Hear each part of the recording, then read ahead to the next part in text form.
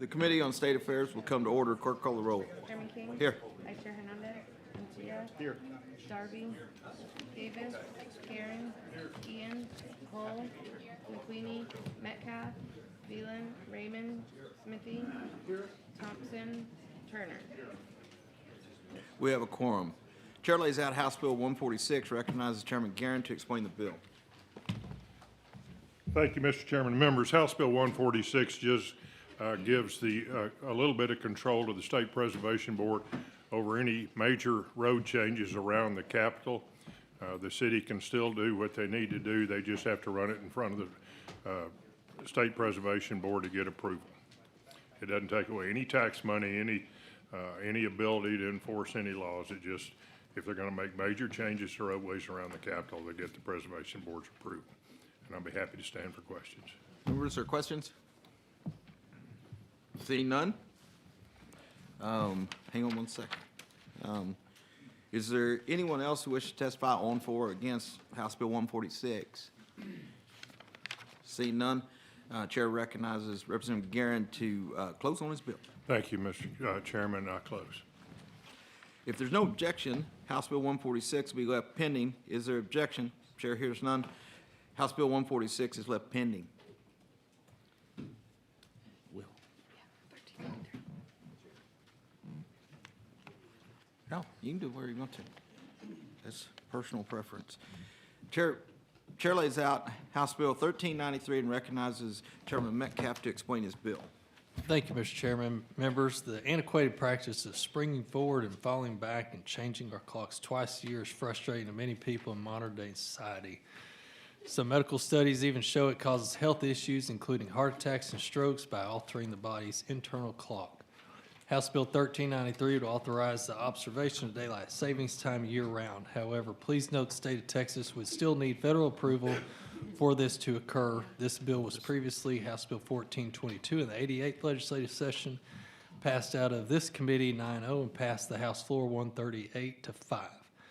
U.S. Senate passed the Sunset Protection Act in 2022, which would make daylight savings time permanent in the United States for states who choose to observe daylight savings time year-round. Unfortunately, this bill was not passed in the U.S. House of Representatives. Currently, states are only authorized to observe standard time year-round without federal approval. I believe we should stick to a time which allows for the maximum amount of daylight in the evening, and I know countless others who feel the same way. 1393 will allow that by authoring the state of Texas to observe daylight savings time permanently if the federal government passes legislation allowing states the ability to do so. Thank you, Mr. Chairman. Members, I would like to reserve my right to close.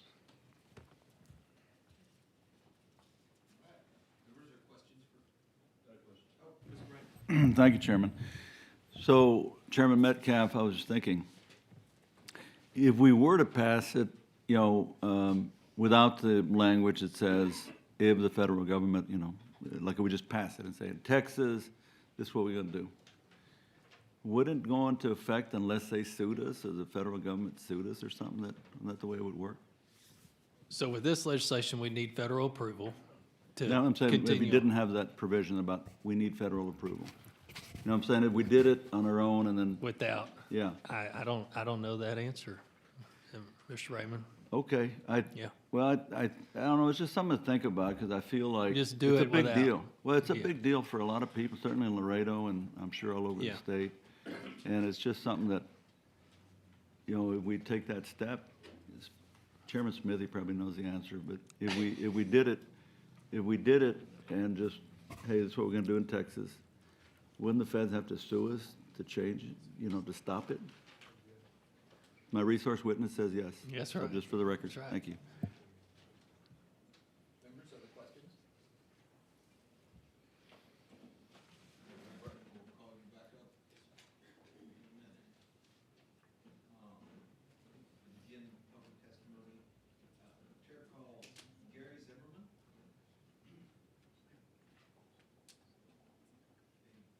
Gary Zimmerman registered for himself and is for the bill, not testifying.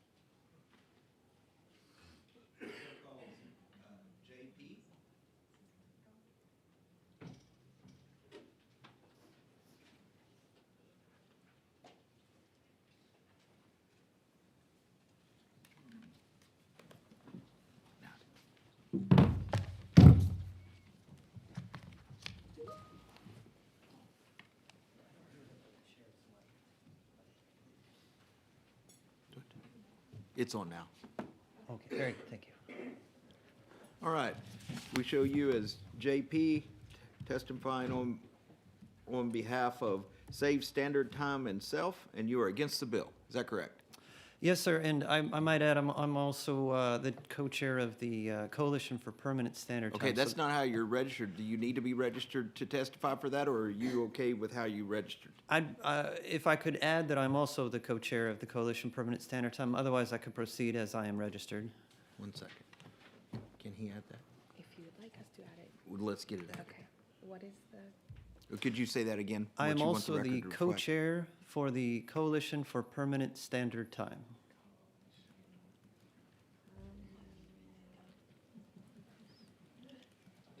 So just say, do we have your permission to?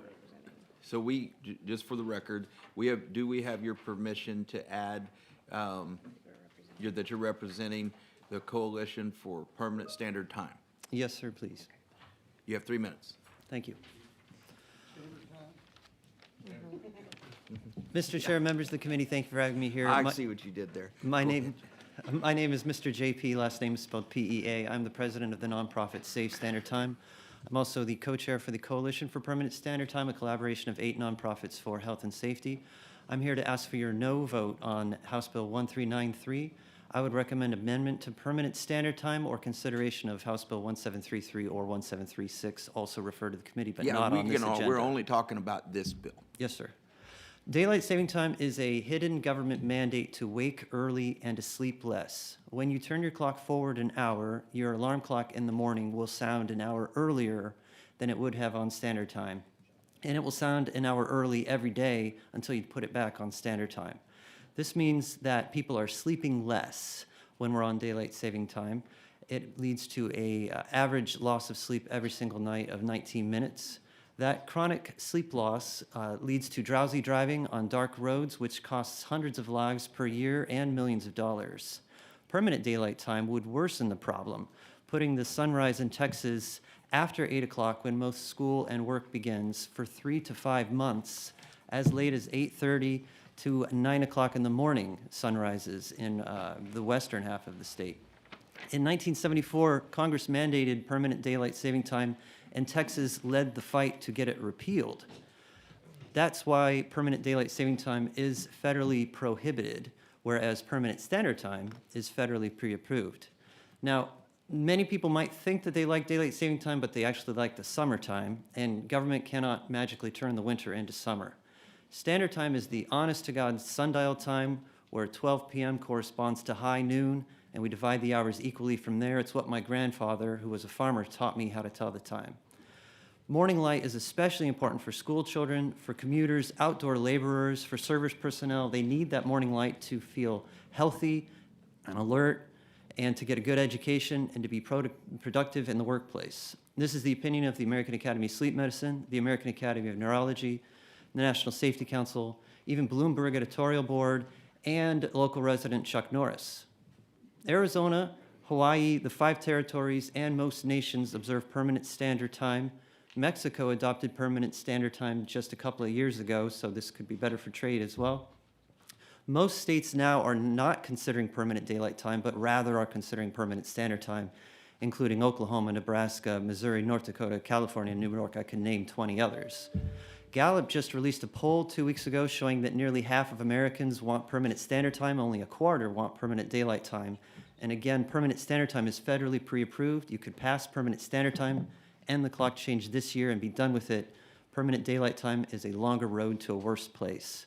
I would ask you please to consider a no on this, amend it to standard time, or consider the other bills that I named earlier.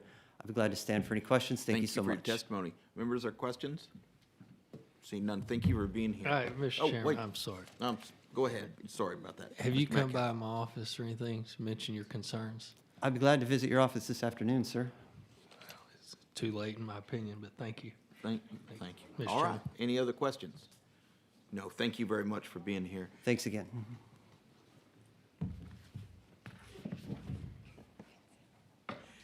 Chair calls Vincent. Dr. Vince? We're going to let you say your name for the record. Just for the record, would you state your name? Yes, your chair. It's Dr. Vincent Myslevich. Mys- Myslevich. Myslevich. Yes. Okay. So we show you as registered as Dr. Vincent Myslevich, and you are here to testify on behalf of yourself, and you are against the bill. That is correct. Please proceed.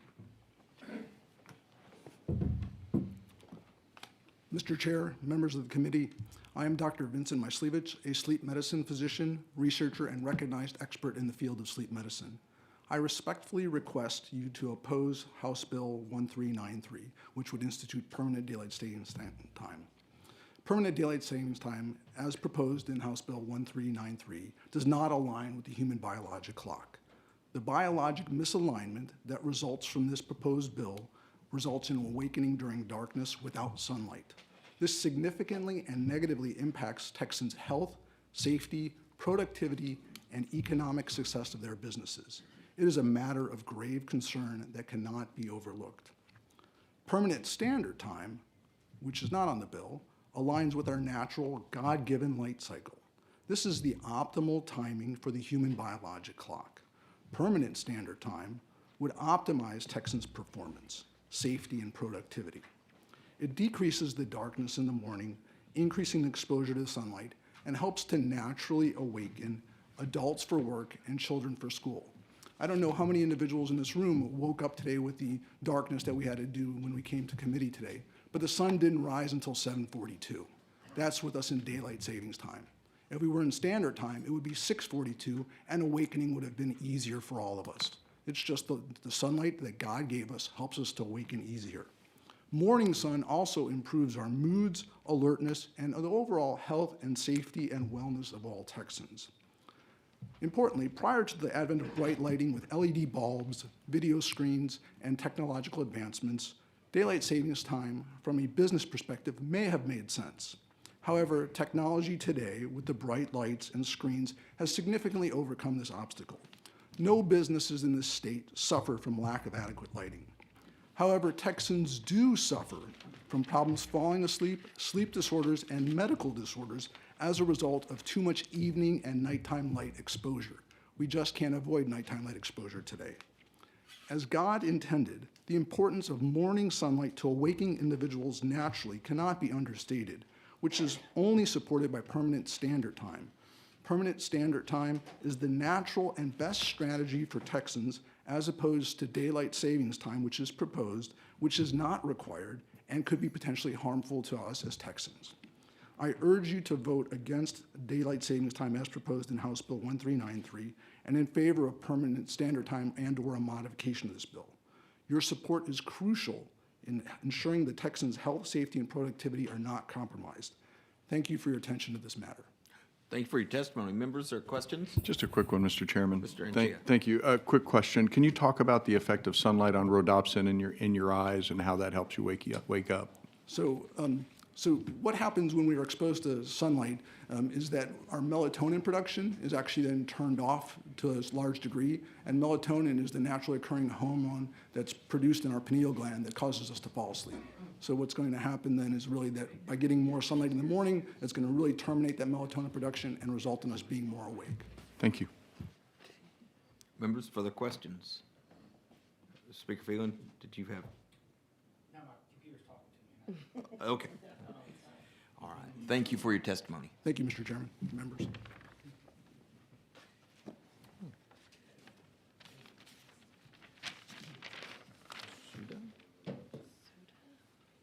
Chair calls Suda. Yeah, we're just going to let you handle this. Just for the record, please state your name.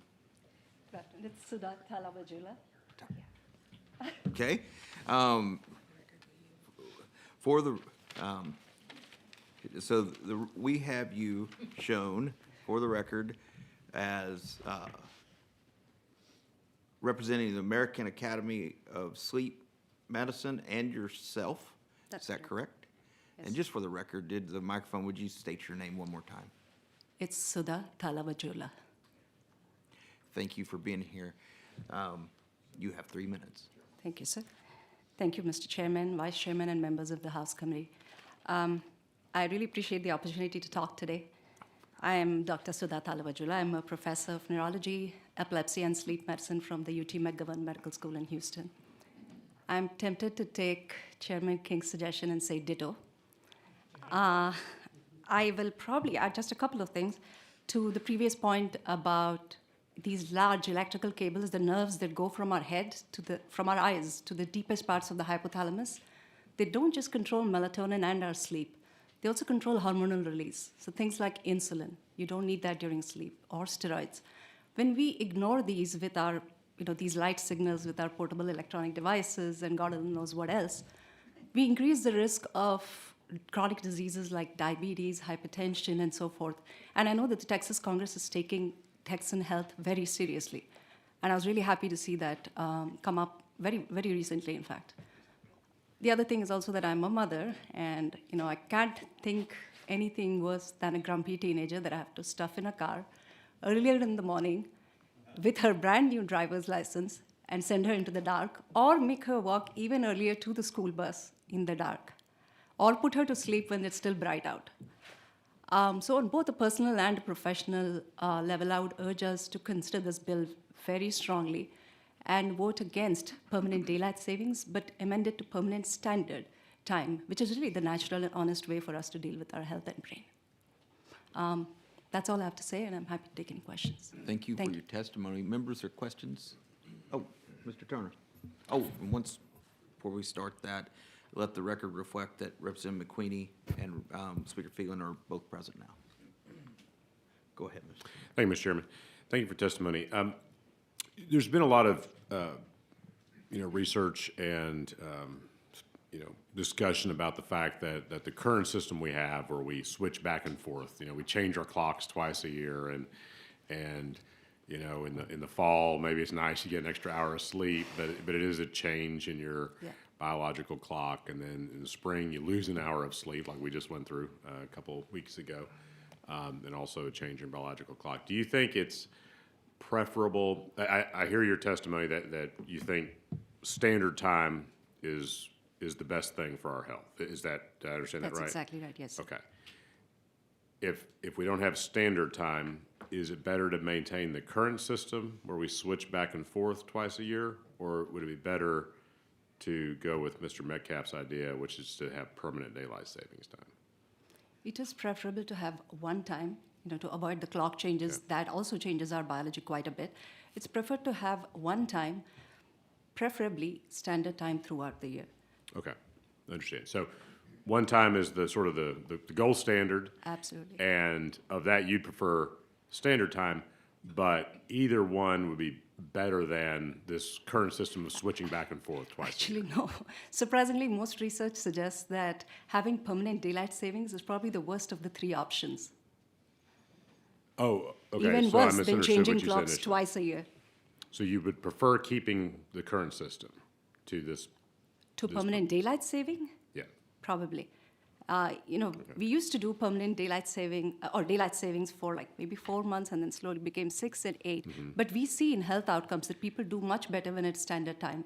Insomnia, all of these sleep problems. I mean, look around you. 1 in 3 people have sleep problems. I mean, it's a lot of business my way, but that's not how we want Texans to be. So really, people have more sleep problems, and I've seen it in my own clinical practice, and we know it from large research cohorts, that when you have daylight saving time, there's a lot more sleep problems. So yes, it would probably be the least preferable of all three. Okay, thank you. Thank you. Members, other questions? No? Thank you for being here. I Thank you, appreciate sir. your I testimony. appreciate your time. Chair calls Erica Boyd.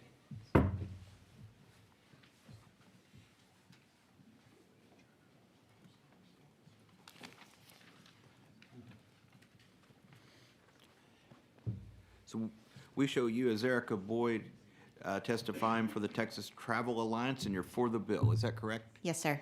Please proceed. Chairman King, Vice Chair Hernandez, members of the committee, my name is Erica Boyd, President and CEO of the Texas Travel Alliance. I am testifying in support of HB 1393 by Chairman Metcalf. I'm here today on behalf of members of the more than 1.3 million Texans who work in travel and tourism across the state, the businesses that employ those Texans, Our industry encompasses attractions, airlines, airports, arts and entertainment organizations, destinations, museums, experiences, hotels, sports teams, sporting destinations, restaurants, and many more, primarily small businesses across Texas and doing business in Texas. Adopting daylight saving time on a permanent basis can benefit Texans and travel and tourism businesses and their employees across the great state of Texas. We believe that more daylight saving hours and this time in the evening allows Texans and our visitors to take advantage of the extra sunlight for outdoor activities like sporting events, festivals, or state parks without the need for artificial light.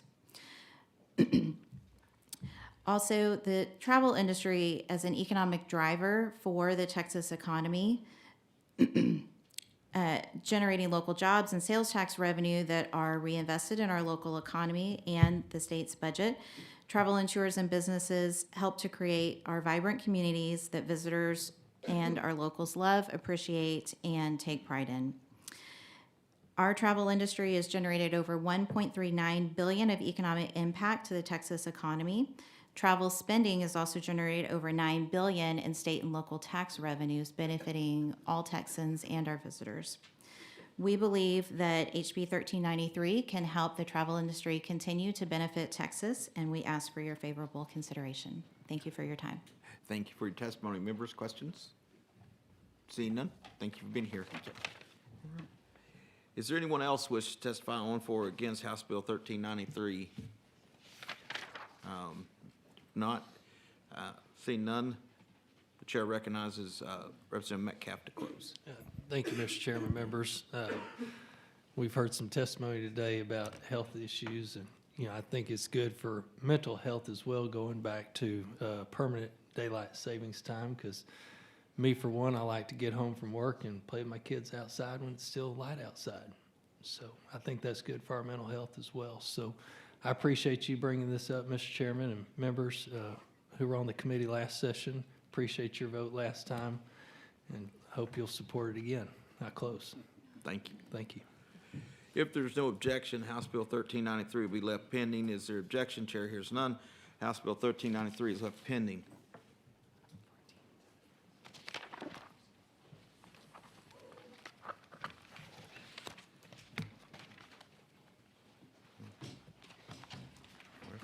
There. All right. Switching gears now. Chair lays out House Bill 14, recognizes Chairman Harris to explain the bill.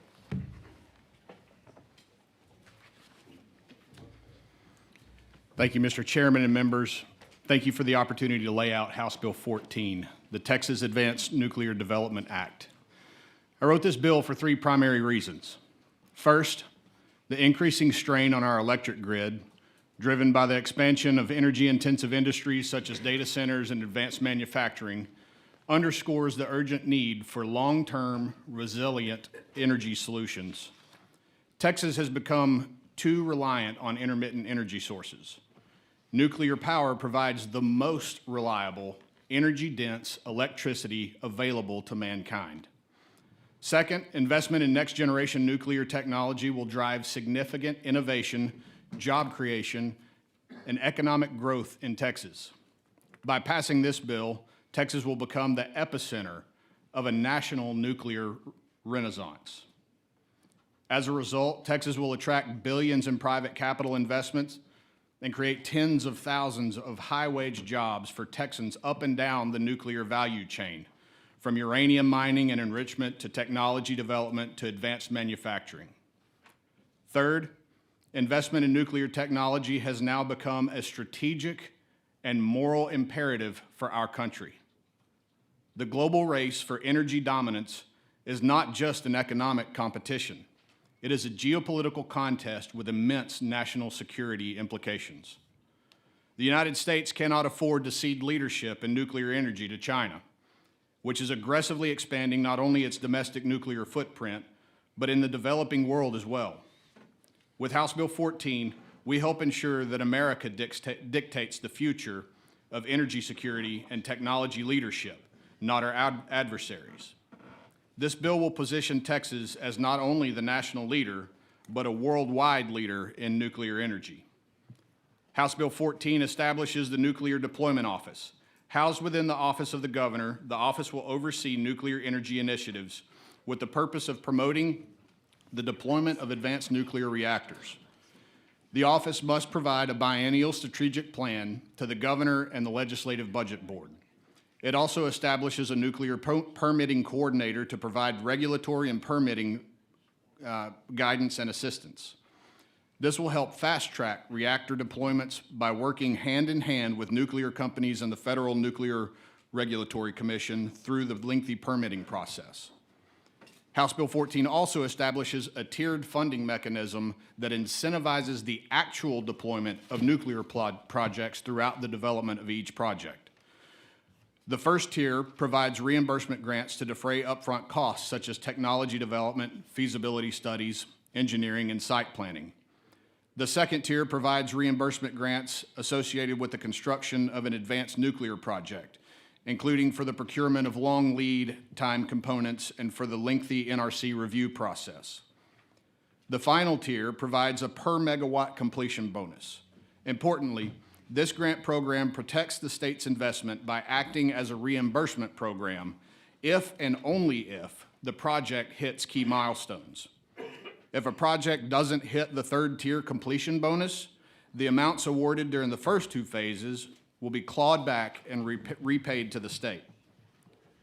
Finally, House Bill 14 directs the Higher Education Coordinating Board to develop training programs to preemptively address gaps in skilled trade and labor in the advanced nuclear sector to ensure that the Texas workforce is ready to meet the immense opportunity created by this investment. This bill is not just an energy policy. It is a strategic imperative for Texas and the nation. By embracing nuclear energy, we guarantee a stable grid, foster economic growth, and secure our geopolitical standing in a world where we are losing ground by the day. The time is now, and Texas must lead. Thank you, Mr. Chairman and members. I reserve the right to close and stand ready to answer any questions. Thank you. One second. The record reflect that Ms. Thompson is with us. Members, questions? Mr. Anchia. Thank you, Mr. Chairman. Cody, thanks for bringing this bill. Just to be upfront, I'm very pro-nuclear. Sure. I'm glad you're bringing it. Glad the governor's leading the charge on this bill. The one sort of gap I'm perceiving is a regulatory gap. I mean, the housing this at the governor's office with its limited staff and just having a coordinator run what was a pretty big problem or a pretty big challenge seems like a tall order.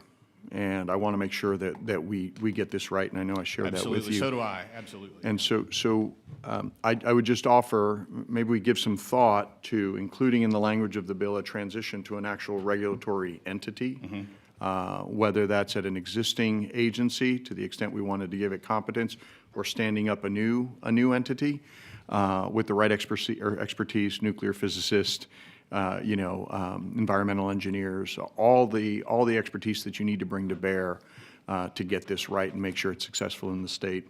So just give that some thought, and there are ways to achieve that through a bill like this, and that is that, we would, at a certain timeline, try to stand up an entity or at least transfer the competence to a regulator. Wanted to offer that up as a suggestion for you to consider, and I'd love to visit with you about it some more. Absolutely. I think it's very prudent.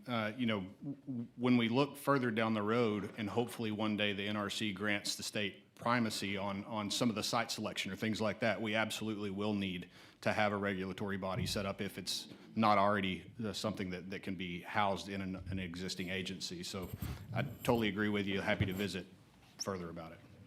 Mr. Chairman, may I ask a question? Cody, one of the big things, I think you may have addressed this, but if you have, I apologize. But the public thinks that there's going to be some kind of radiation waste from the waste. Did you talk about that? I didn't address it in my layout, but it's a very fair question. And what I want to point out to the committee, and hopefully if we get to the rest of the House, is that at the end of our last special session, we passed a bill that said that prohibited high-level nuclear waste from being stored in the state of Texas, right? So with the way it currently is, and for some of the advanced nuclear technologies, there is very, very little nuclear waste after they've spent all the fuel on it. For those that small amount of fuel that will be housed, it'll be housed on site until the federal government finally takes ownership of that and stores it somewhere outside of Texas. Okay. And I'm grateful that the government, you know, is moving toward this way, and I'm not trying to get brownie points on this next statement, but when Speaker Phelan was here last session, we talked to him, some members of this committee talked to him about nuclear reactors as a means of electricity availability for the state. So it's been talked for a while, and I'm happy we're moving in that capacity. I just want to make sure that the public know that if there is waste, it is so minute and it's so well buried until it has no problem. No, we don't think it'll have problems or cause any kind of cell mutation or adverse health effects upon society as a whole. Correct. Yes, ma'am. That's Thank you absolutely very much. correct. Members, Mr. Guerin. Thank you, Mr. Speaker. Cody, it's my understanding that in some of this technology, advanced nuclear technology, they can actually set up a plant at Comanche Peak and use the spent fuel rods that they're having to store there because the feds have done nothing about it. They can use those rods for fuel, and it gets rid of all of it. And so we don't have to transport this to Nevada. We can fix it right there at Glen Rose. Is that your understanding as That's well? absolutely correct. So let me reiterate what you just said. The spent nuclear fuel from the nuclear reactors that we have had operating in the state of Texas, they'll be able to take that spent fuel and use it as fuel in some of these advanced reactor models. And they could do that on premise Correct. where we're already producing the nuclear electricity. We can do that on premise, so there's no transportation of across the state or across any other state. Is that right? That's right, Chairman. Thank you. Okay, we'll call you back up shortly. Well, before we begin public testimony, we have some invited witnesses. Chair calls Jimmy Gotfelty, John Kotek, and Reed Clay.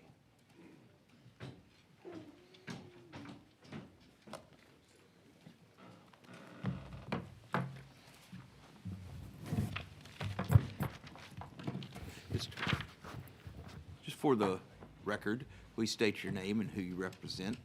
I'm Jimmy Glotfelty. I represent myself. I'm a former public utility commissioner here in Texas. Okay. Oh, Reed and you're Clay. for the bill? And you're. I am for the bill. Okay. Reed Clay, I'm the president and founder of the Texas Nuclear Alliance, and I'm testifying in favor of the bill. And I'm John Kotek. I'm Senior Vice President for Policy and Public Affairs at the Nuclear Energy Institute, and I'm also testifying in support of the bill. Where? Oh, all right. Reed, before we get started, you added a V, so now we have Nuclear Alliance. Do we have your permission to take the V out? Yes. Thank you. Fat fingers. Yeah. Okay. Who wants, who you want to go first? Yes, sir. So, just for the record, just state your name again before you start your testimony. I will do so. Thank you, Mr. Chairman. My name is Jimmy Glotfelty. I'm testifying on behalf of myself in favor of this bill. I'm a former public utility commissioner who left the PUC at the end of December. I led the Texas Advanced Nuclear Reactor Working Group on behalf of the PUC as requested by the governor for the last 14 months. I'm really, really supportive of this bill and believe that you all should be as well. It includes many of the recommendations that we included, that were included in the final report that the governor laid out in December of last year. These recommendations will help put Texas at the forefront and become a leader in nuclear technology, workforce, and supply chain, and the development of these plants that can help continue to propel our economy forward. According to the Bureau of Business Research at the University of Texas, we contracted with them to understand the economic opportunities associated with the nuclear supply chain. If done right in Texas, we could add over 100,000 jobs add $50 billion to the Texas economy, and over $27 billion worth of wages. That is a longer-term vision. That is not just if this bill gets passed, but if the supply chain continues to grow as we would expect it to.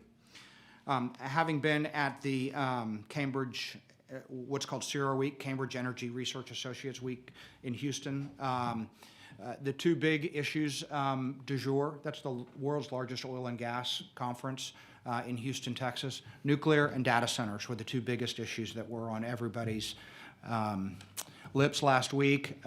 Everybody in the nuclear space would like to build plants here in Texas. We are the low regulatory, low cost state. We have the supply chain, we have the labor, and what this bill will do will put us a leg up on every other state that is out there that is pursuing the same goals as us. There are a few areas that were not included in this bill that I think the legislature needs to address at the appropriate time. Some of that is, one of those is creating a manufacturing institute. One of them is addressing market design issues that would allow the marketplace to address the cost issues associated with nuclear. In the end, House Bill 14 and the resolution that goes with it to add funding will put Texas on the path to being a leader in this space. There is no doubt that the interest is there among members of the commercial community, not only on the nuclear side, but on the data center and the use of the nuclear power. Chairman Harris's bill will put Texas at the forefront of that. I would say that there are other bills in the Senate, that Senate Bill 388, that might create a dispatchable energy credit that could add complexity to this, but also support the development of nuclear projects. And I hope towards the end of the session, the House and the Senate can get together and put forth a total solution, of which this is the first step. Thank you, sir. I'm happy to take any questions. Members, are there questions for this witness this time? Okay. Not yet. Who's next? Yeah, Chairman King, Reed Clay again, President of the Texas Nuclear Alliance. Thanks for having me here to testify in favor of HB 14. A couple of things I wanted to add. I thought Chairman Harris has said a lot of great things in his layout that we fully agree with. I think one thing it's important to recognize, and going to your point, Representative Thompson, about how this conversation has been going on a long time. One of the things that Texas prides itself on is being an energy leader. We're leaders in oil and gas, solar, wind. One of the things that we have not pursued in our all of the above strategy, frankly, has been nuclear, and that's been a big omission. And what we're seeing now, particularly with the advent of AI and the staggering load growth that the state is seeing, is a real desire for nuclear because it squarely hits two very important things that other energy sources cannot do simultaneously, which is its 5 nines of reliability. It's on 99.999% of the time, and it's completely carbon-free. No other energy source can say that, and that's why we're seeing an overwhelming support for nuclear. Frankly, it's the reason that our alliance exists in the first place. I would just point out the flyer that is in your packet. You'll see an incredible array of different industry members across both the nuclear sector, utilities, loads, large loads, industrials, semiconductor manufacturers, a very wide array of support for this bill. That is a recognition of, frankly, the need for both reliability and low carbon or no carbon power. To reiterate a couple things that this bill, why Texas will be the leader in nuclear when this happens, is it's doing several things all at once that no state has done all at once. The first is creating the permitting office, which will serve as a one-stop shop for people who are wanting to develop nuclear in the state. The second is attacking the workforce issue. We have a very serious skill and labor gap that this bill would help address and get ahead of as we start to deploy more nuclear in the state. And obviously the funding piece, which, as Chairman Harris laid out, provides financial incentives throughout the development, timeline of the development at different stages to ensure that nuclear gets built in this state. Those three things done in conjunction will undoubtedly make Texas, assuming obviously funding follows the bill, will make Texas undoubtedly not just a leg up. not to disagree with my good friend Commissioner Glatfelty, but more than a leg up in terms of leading the United States in terms of nuclear development. I think importantly, I want to reiterate why this is important and why Texas will benefit, and then I'll close. The first is the grid, the need for us to address the staggering load growth that we're seeing from all different sectors. Nuclear, and advanced nuclear in particular, is very well suited to address several different types of problems that we're facing. You look at advanced nuclear, you can broadly break it down into three categories: micro reactors, small reactors, and then traditional kind of large-scale reactors. Each of those kind of have different use cases, and what is great about the Texas economy is we have demand centers for all three of those use cases. So just for example, utility scale, Comanche Peak and South Texas project are our two nuclear sites in the state. Both of those facilities have 2 reactors each. Both were designed to have 4 reactors each. So building those 4 reactors would double our nuclear capacity when completed, so that utility scale opportunity is certainly ripe and there for the taking. Small modular reactors, I think there's one example of this already happening in Texas, which is Dow and X-Energy project at Seadrift. It's a replacement of some gas cogeneration assets. So small modular would come in to serve as behind the meter and put power back onto the grid. And then micro reactors have a really unique application in Texas, potentially in the sense that they could be deployed in West Texas, where we need 17 gigs of power in order to electrify the Permian. So nuclear could actually be used for clean production of oil and gas out in the Permian. I think economic development is huge here. Secretary Wright said at CERAWeek last week that this industry really is going to have to completely regrow itself. It's in its infancy. And I think the state that moves first to deploy these reactors will also get its lion's share of the manufacturing. And to Chairman Guerin's point about reprocessing of spent nuclear fuel, that is another area where I think Texas can really lead in terms of taking that fuel, recycling it, putting it to use, rather than having to worry about the storage or disposal of that waste. Lastly, I think there really is a moral imperative here, to borrow Chairman Harris's comments. China is blowing us away in terms of nuclear, and they're building 22 reactors right now today. We're building 0. Russia is the leading exporter of enriched uranium, supplying more than half of the world's enriched uranium, and they're the leading exporter of nuclear technology to the developing world. If we want to continue to be the leader in terms of providing energy security for our allies and the developing world, then we need to lead on nuclear. With that, I'll take any questions. Thank you. Members, are questions for Mr. Craig? John? Go ahead. Oh, Ms. Thompson. Thank you for your testimony. And I wish that we could build 23 right now.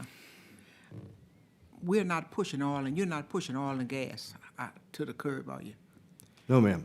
But you're augmenting the grid that we have. Exactly. And if I could drill down on that for a minute, I think one of the most interesting things happening in the nuclear space right now is the symbiosis with oil and gas. And that's at several different levels. I spoke about one a minute ago, which is that nuclear may actually be what we use to electrify the Permian and actually power with no carbon energy the production of oil and gas on the one hand. On the other hand, if you look at grid scale deployment of energy, natural gas generators and nuclear work really well together. Nuclear gives you that 5 nines of reliability, that always on. It's somewhere in the 95% capacity factor, with natural gas to come on and peak when demand peaks. And so they work very well together in a number of different ways. So, Texas is always going to be an oil and gas state, and we don't see that any differently. What we see is nuclear actually supporting that aspect of our economy. Mr. Smith. Yes. Sorry. We'd always heard in the past that a nuclear reactor capable of generating electricity would require a considerable amount of water for cooling purposes. I've been hearing, though, that there's some technology available now that has reduced the amount of water required, possibly some air cooling or something like that. Could one of you could you kind of expand on that? I'll touch on this, but I think John's our policy expert here. But essentially, you're right. There are different technologies now with different cooling systems. There is the traditional water cooling reactor. There's also gas cooling, and then molten salt reactors, like what Natura Resources is building up in Abilene, they're using different methods other than water to slow down the reaction process. Yeah, and just to add to that, one specific example, the reactor that was considered for construction at the Idaho National Laboratory site where I used to work, so this is a NuScale design that was specifically designed to be air-cooled. You still use some water, certainly the reactor is cooled with water, but you don't need the big heat sink, you know, the reservoir, the ocean water, the lake that you And see you with a probably lot ought of to the other identify plants. yourself on the record, just. Yeah, I'm sorry, John Kotek, Nuclear Energy okay. Institute. Thank you. Members, other questions for Mr. Clay? Mr. Darby? Thank you for the panel. And this, I'll direct this question to the panel, and before you answer, just say who you are, because for the purpose of the record. Are there currently any Texas projects that have been permitted by the NRC for operation and construction in the state?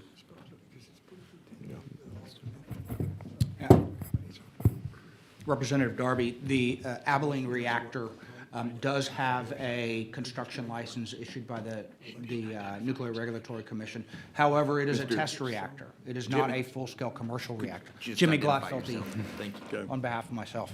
It is not a full-scale commercial reactor. It will provide the information necessary to permit a full-scale reactor. So the answer to your question, unfortunately, is no. I would say that there are many sites that are in the process. As Reed said, we have 4 sites today that have been permitted, at two each at Comanche Peak and South Texas, that have everything ready to go. The designs have been approved in other proceedings. The site licenses have been approved. That's just an economic issue on how we would get those begun and started. What generally is the time frame for getting those permits issued? Well, I would say that that's really a moving target right now. It could be 2 or 3 years, and it could be 6 or 7 years. The Nuclear Regulatory Commission has 2 pathways to get permits. They're in the process of creating a 3rd pathway. I think only one of those is viable for the technology today. And it's a fairly long process. I will say that I've been pretty harsh on the staff of the Nuclear Regulatory Commission. I want them to allow our state to permit the sites of these reactors and let them approve the design for the safety of that design, and they'll then let us site the reactors here. That would cut the process much shorter for us, and we would hold our own destiny. Well, it's my understanding we currently have 2 permits ready for construction in this state. One with Natura at Abilene, and the other one, and the name escapes me, starts with a C right now, but any of y'all know what that other permit holder is right now? If not, we can move on. I've got other questions. Yeah, so this is John Kotek with the Nuclear Energy Institute. I'm wondering if what you're thinking about was the Victoria County station that Exelon had applied for, and now Constellation had applied for back about 10, 15 years ago. That was that was withdrawn. Yeah, I think there's another one that I can't recall the name right now, but it And was then my the- understanding that there were 2 permits that have been issued. And I'll go back and take that for the record if I could and follow up with you on that. And then, of course, there is the plan to submit a construction permit for the X-Energy Dow project here. I think that's sometime next year. You can correct me if I've got that date wrong. The name I just recall, Kairos. Oh, Kairos, Kairos is building in Tennessee. They've got approval from the Nuclear Regulatory Commission to build the first of their, I think the first 2 of their prototype units. So they're moving down that path, and I think they've also been involved here in the state and working with Texas A&M. Yeah, their permit is for Tennessee, but they were one of the awardees for the nuclear test bed site in College Station, Bryan. College Station, correct. Yes, sir. Texas A&M. First of all, let me say that I'm very Reed Clay. supportive of this effort. I congratulate Chairman Harris on this effort, and we sure want to get it right, because this is a exceedingly wonderful opportunity for our state. I just want to make sure that we're including everybody we need to include, including the Nutura effort there in Abilene. And so I'm looking at your definition, 483.002A. There seems to be a limitation to dispatchable electric generation, which would of course exclude this high process heat that will be tested, facility that will be tested in Abilene. And then I think it would also exclude any manufacturing process, perhaps from the Texas A&M facility. So I want to make sure when we're looking at language, we include language that permits utilization of what we're trying to do here with those type of efforts. If we're going to desalinate the extraordinary high amounts of produced oil and gas waste and water in this state, we're going to have these type of facilities. So I want to make sure that as we move forward in trying to address the water needs of the state, that this process is also eligible and recognized in that effort. So have you looked at that language with regard to 483.002A to see if we can make sure that these demonstration projects are included in this effort? Yeah, Reed Clay with Texas Nuclear Alliance. I don't have the language in front of me, but I think you're bringing up a good point, Chairman Darby, which is there are other non-grid related uses of nuclear, water being one of the very big ones. And obviously, you're alluding to Natura's partnership with the Produced Water Consortium at Texas Tech University. Water, huge issue this session, huge issue for the state in terms of, the Texas Miracle and economic development. And from desal to produced water, nuclear is a, very, very viable potential source of energy to help solve the water issue. And so I think, your point is well taken, a very valid one, that nuclear is able to solve things other than energy. And take a look at 483.0012 also when we define electric generation facility. We want to make sure these MSRs and the Texas A&M facility are included in that definition. So with that, thank you, Mr. Chairman. Members, further questions? Great. McQueenie. No. So John, please just state your, you had a question? I'm sorry, McQueenie. Thank you, Mr. Chairman. I think I've got these facts, but I just want them for the record. What's the time frame to get one of these new modular plants online, and what's the typical output? So John Kotek, Nuclear Energy Institute. The large plants that have been built in places like Japan, South Korea, we saw those coming online in 5 years or so. If you look at the plans at Ontario Power Generation in Canada, where they're moving forward with construction of a GE Hitachi small modular reactor, they have fairly recently broken ground on that. They haven't started what we'd call nuclear construction. Once they start that construction, they're looking at something on the order of 4 or 5 years to build that. There's of course work that needs to go on before that. The plan is for some of the microreactors, and I thought Reed handled this very well. Some of the microreactors, you should be able to go from identification of need to deployment in a year or less. We need to see some regulatory changes there to get to that point. And so while things like the Vogtle plant in Georgia took more on the order of a decade, as we get better at building these things and start building these things at scale, you should be in that 5-year range or less, depending on what technology you're talking about. I don't know if that varies with either of your views, but that's how we see it. Jimmy Glotfelty. I would just say that there is not a typical size. The micros are 20 megawatts and below. Small modular reactors are between 70 and 300, and then there are the large reactors, which are 1,000 to 1,200. And there could be, we say that, but in the industry, you might put 3 70 megawatt reactors together and get 210 megawatts at a site. So these are modular and expandable, and you can put them together to get the capacity that you need. Perfect. Thank you, Mr. Chairman. Mr. Anchia? Thank you, Mr. Chairman. Quick question.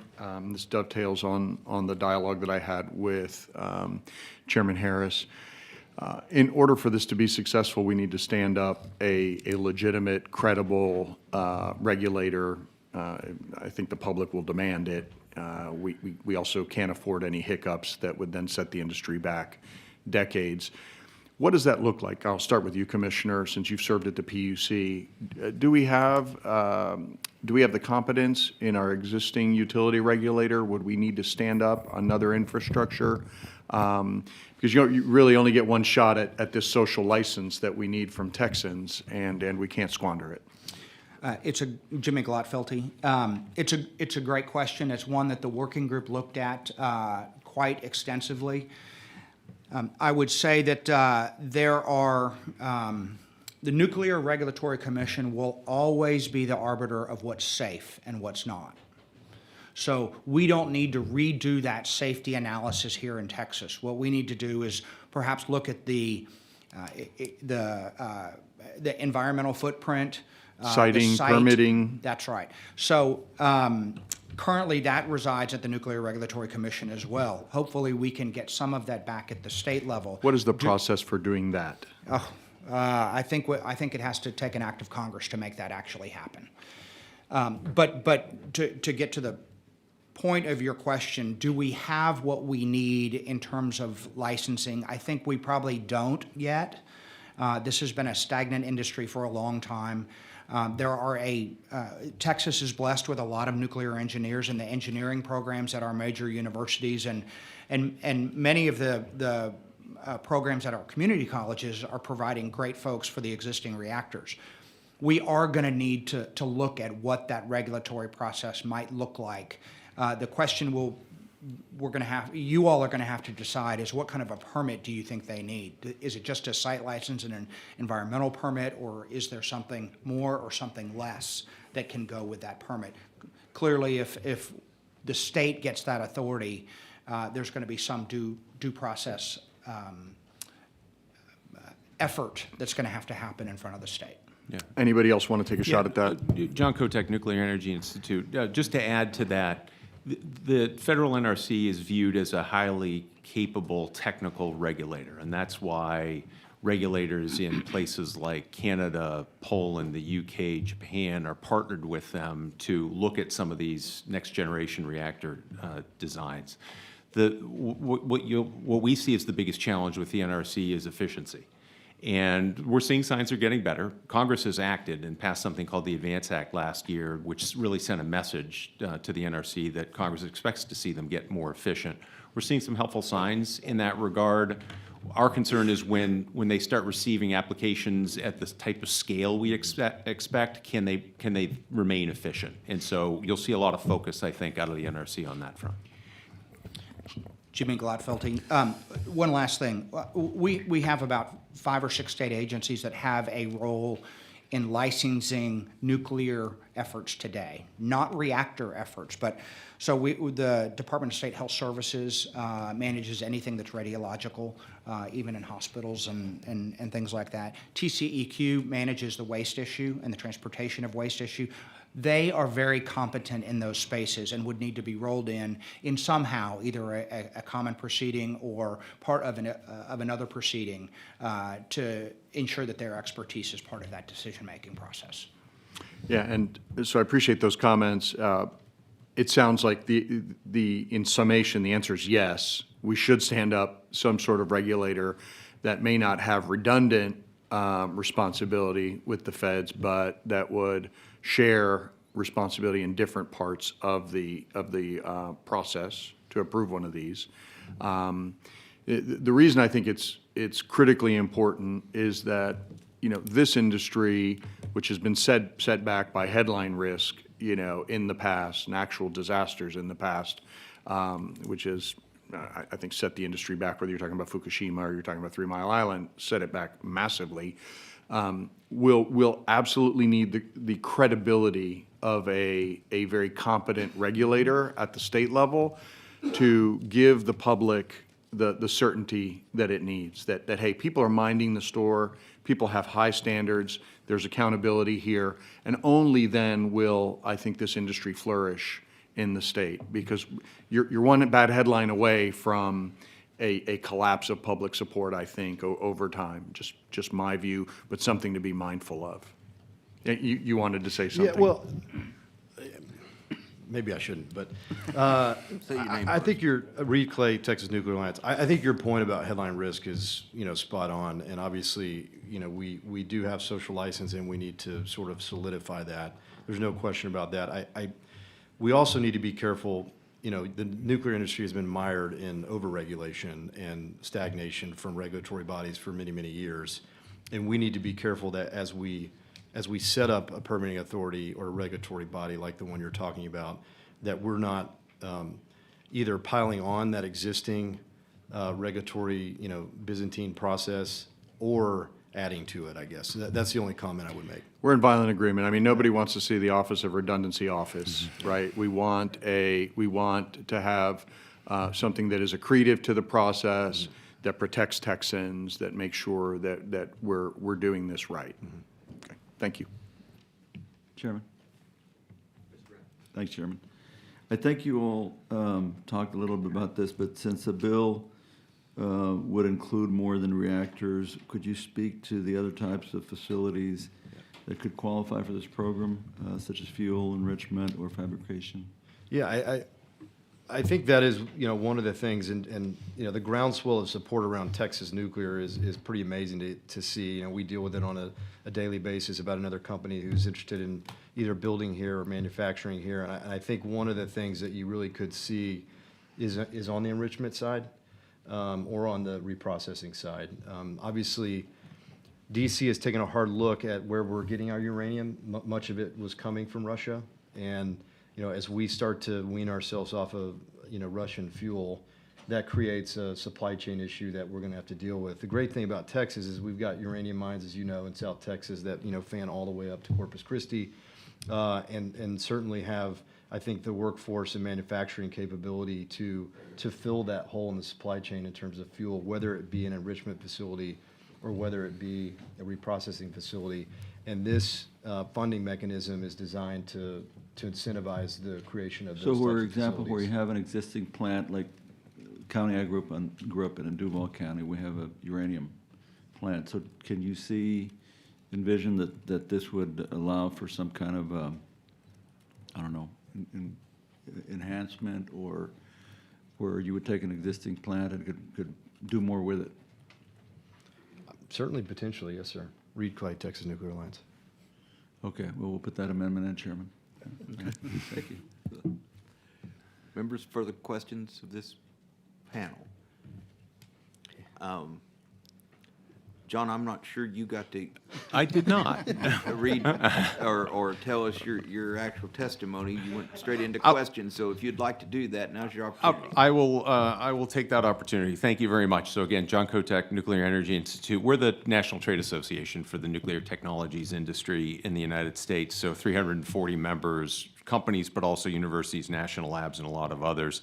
I wanted to talk about why you're hearing so much more about nuclear energy these days. And of course, the first two witnesses touched on a lot of these things. But because nuclear is the most reliable and resilient form of electrical generation in the U.S. and is also the single largest source of firm, clean generation in the United States, we're seeing a lot more interest in the technology, both in the U.S. and around the world. Nuclear plants operating in economically sustainable electricity markets can expect to safely and reliably produce clean electricity for up to 80 years or more. A report prepared by Oxford Economics echoed some of what you heard earlier. It found that already the nuclear industry supports over 250,000 jobs in the U.S. and adds about $64 billion to our nation's economy. Here in Texas, your 4 reactors provide 7.5% of your electricity generation, but over 20% of your carbon-free generation. And these stations are also economic energy engines for the state and for the communities that host them, supplying more than 2,000 good-paying, reliable jobs. We are really encouraged by the growing recognition of nuclear's immense potential to power data centers, and as you may have seen just last week, Amazon, Google, and Meta signed on to a global pledge to triple nuclear energy by 2050. This highlights a broader shift among leading technology companies towards investing in nuclear's unique ability to provide clean 24/7, 365 power, which of course is essential for supporting energy-intensive data center operations. Recently announced partnerships, such as those between Microsoft and Constellation and Google and Kairos Power, further underscore the technology sector's increasing confidence in nuclear as a key solution for their long-term electricity needs. And as we've heard earlier, nuclear can help serve other needs, such as growing demands for energy for transportation, for industrial heat, hydrogen production. Because nuclear is a reliable, resilient, clean, and affordable energy source, it's being looked at to produce, for example, heat and steam that's needed for many industrial processes, as will be demonstrated at the Dow Chemical X-Energy project at the Dow Chemical Seadrift plant. Over the past several years, we've seen a bipartisan consensus emerge around the importance of nuclear energy. Public and private investments have several exciting new reactor designs ready for commercial deployment today, with more on the way. What's needed now is for federal and state actors to align with power producers, consumers, and others on policies that will unlock the next wave of nuclear plant deployment in the U.S. and that will position the U.S. to dominate the next wave of global nuclear plant construction as our technologies dominated the first wave. So to that end, we appreciate and applaud Texas's support for nuclear energy, including the good work of the Texas Nuclear Energy Working Group. HB 14 has the potential of making history as the largest investment by a state in nuclear energy. And with this continued support and the dedication of the industry, we're confident that the U.S. will enhance its leadership role in nuclear technology and generation. We look forward to working with the committee and the legislature as HB 14 makes its way through the process. And thanks again for the opportunity to be here. Thank you for your testimony. Members, are questions for Mr. Kotek or any of our other invited guests? Nope, you're done. Thank you. Thank you. Thank you. We will now begin public testimony. Chair calls Armand Cohen. We show you as Armand Cohen representing Clean Air Task Force, and you're for the bill. Is that correct? Yes, sir. Armand Cohen, CEO of Clean Air Task Force, and I'm submitting written testimony, but I will just make some brief oral remarks if that's okay. By way of explaining my organization, we're an environmental organization that operates at the national and state level, including in the Gulf Coast. Our main focus is on low emissions energy and promoting those. Nuclear is in that basket. I've personally been involved with nuclear in various ways as an environmental advocate for the last 40 years. Just the reason I'm here and supporting this bill is we see some really compelling environmental propositions with nuclear. It's low emissions, very low land use. Not something we talk about a lot, but a lot of power in a very small amount of area, and that matters for land conservation. It's also, I want to emphasize that while my organization is very strong on renewable energy, we work very strongly on promoting wind and solar energy. The issue we're facing, I'm often asked, why not just do clean energy with wind and solar? Why do you need nuclear? Why do you need anything else? The analysis we've done and most others have done suggests that because of the intermittent nature of wind and solar, there are not just days, but multiple days and weeks when the wind doesn't blow, sun doesn't shine. At this stage of technology, we don't have battery capacity that's cheap enough to completely ride out those times. So you need a clean, firm, or you need a firm source of energy, and if it's going to be low emissions, nuclear really qualifies for that. Almost all of the analysis that's been done suggests that to get a cleaner grid, you want to have some combination of lower cost renewable energy and nuclear. It's not a nuclear versus renewable energy issue. They actually work very well together. The models will tell you that. And the other point to make is that Texas and many other places in the world are experiencing explosive demand growth for electricity. You've heard earlier about the electrification of the economy. And we just need a lot of energy. And if we can make it low emissions, that's great. But we're going to need it all. We're going to need the renewables. We're going to need nuclear. And they work best together. Now, to the HB 14, the industry has been stagnant, as you've heard. We haven't built much, except a couple reactors recently in Georgia. The reason we haven't built a lot is it's getting through that first stage, de-risking the initial investment, getting the permits, getting the sites. It's hard for capital to be invested when there's that much risk, and we see HB 14 as a great mechanism to de-risk some of those early stage investments. So that's the environmental proposition. That's why I'm here. We're finding a lot of support around the country, including from other environmental organizations, for expanding this important technology. So I'll stop there and take any questions. Members, are questions for Mr. Cohen? Seeing none, thank you Thank for you your very much for your testimony. attention. Chair calls John Umfress. Is that right?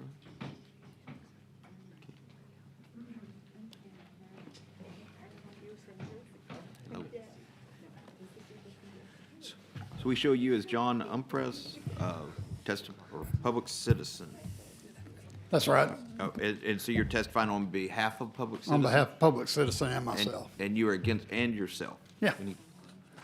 And you are against the bill, is that correct? Yes. Please proceed. All right, thank you. Mr. Chairman, Madam Vice Chairman, and members, thanks for this opportunity to address the committee on House Bill 14. I want to say at the outset that some of us met with your staffs yesterday, and we appreciate the time and the attention they gave us when we were talking to them about this. I'm not going to say much about the risks to health and the public from small modular reactors. Others are here to testify on that. I will say that none of the designs currently under consideration are very close to licensing, much less operation. They're some years away. What I do want to focus on is that House Bill 14 represents a substantial departure with respect to state policy, and that picks a clear winner amongst different types of electricity generation, where the Texas Energy Fund had a clear objective of increasing dispatchable generation to benefit Texas electricity customers via low-interest loans for generation capacity. This measure is essentially direct payments to a type of generation that is currently unproven. Now, I'm not talking about the big, large water reactors that we have at South Texas and in Comanche Peak. I'm talking about the small modular reactors. And it may not deliver benefits to Texans for 6 or 10 years, so pretty far down the road. Problems with the bill? Well, first, applicants can be reimbursed for costs incurred years before they are even enrolled in the program to seek reimbursement. And this could allow early investors in these projects to be reimbursed with basically public funds. In short, corporations and wealthy investors could benefit from basically public funds that could be put to a different purpose. And second, the first tranche of funds, we heard from Chairman Harris about the 3 tranches of funds. Well, the first tranche of fund, called Tier 1, is up to 30% of $200 million ceiling for a project. It can reimburse an applicant for feasibility studies, site planning, site permit work, preparation for the construction permit, advancing the expansion of current nuclear assets in the state. I'm not quite sure what that means. All the applicant has to do to get those funds is to file for an early site permit with the Nuclear Regulatory Commission. They don't actually have to receive that permit to basically receive that 30% of 200 million, that's $60 million. The next problem with the bill is the second tranche of funds, Tier 2. That's the remaining 70%. It's paid as work, that's NRC review, procurement of components, construction activities toward completion is progressing but not actually completed. So basically, you can be reimbursed for work in progress. I tried to think of a good analogy to that, and the closest I could come up with was if I'm building a house and I go to the bank and I take my plans and everything and say, I want to build a house, and they say, good, we're gonna pay you money as you build it, and we're gonna check on your progress. At the end, they don't pay me the final amount of money until I'm done and I get a certificate of occupancy, and then I have to pay the loan back. But under this bill, the project doesn't even have to be completed, and they can still be paid that 70%. I don't know if that's an oversight in the drafting of the bill or intentional. I'm sorry, your time has expired. Okay. Members, any questions? Thank you so much. Thanks. I want to be on the panel too. Chair calls Carolyn Kroom.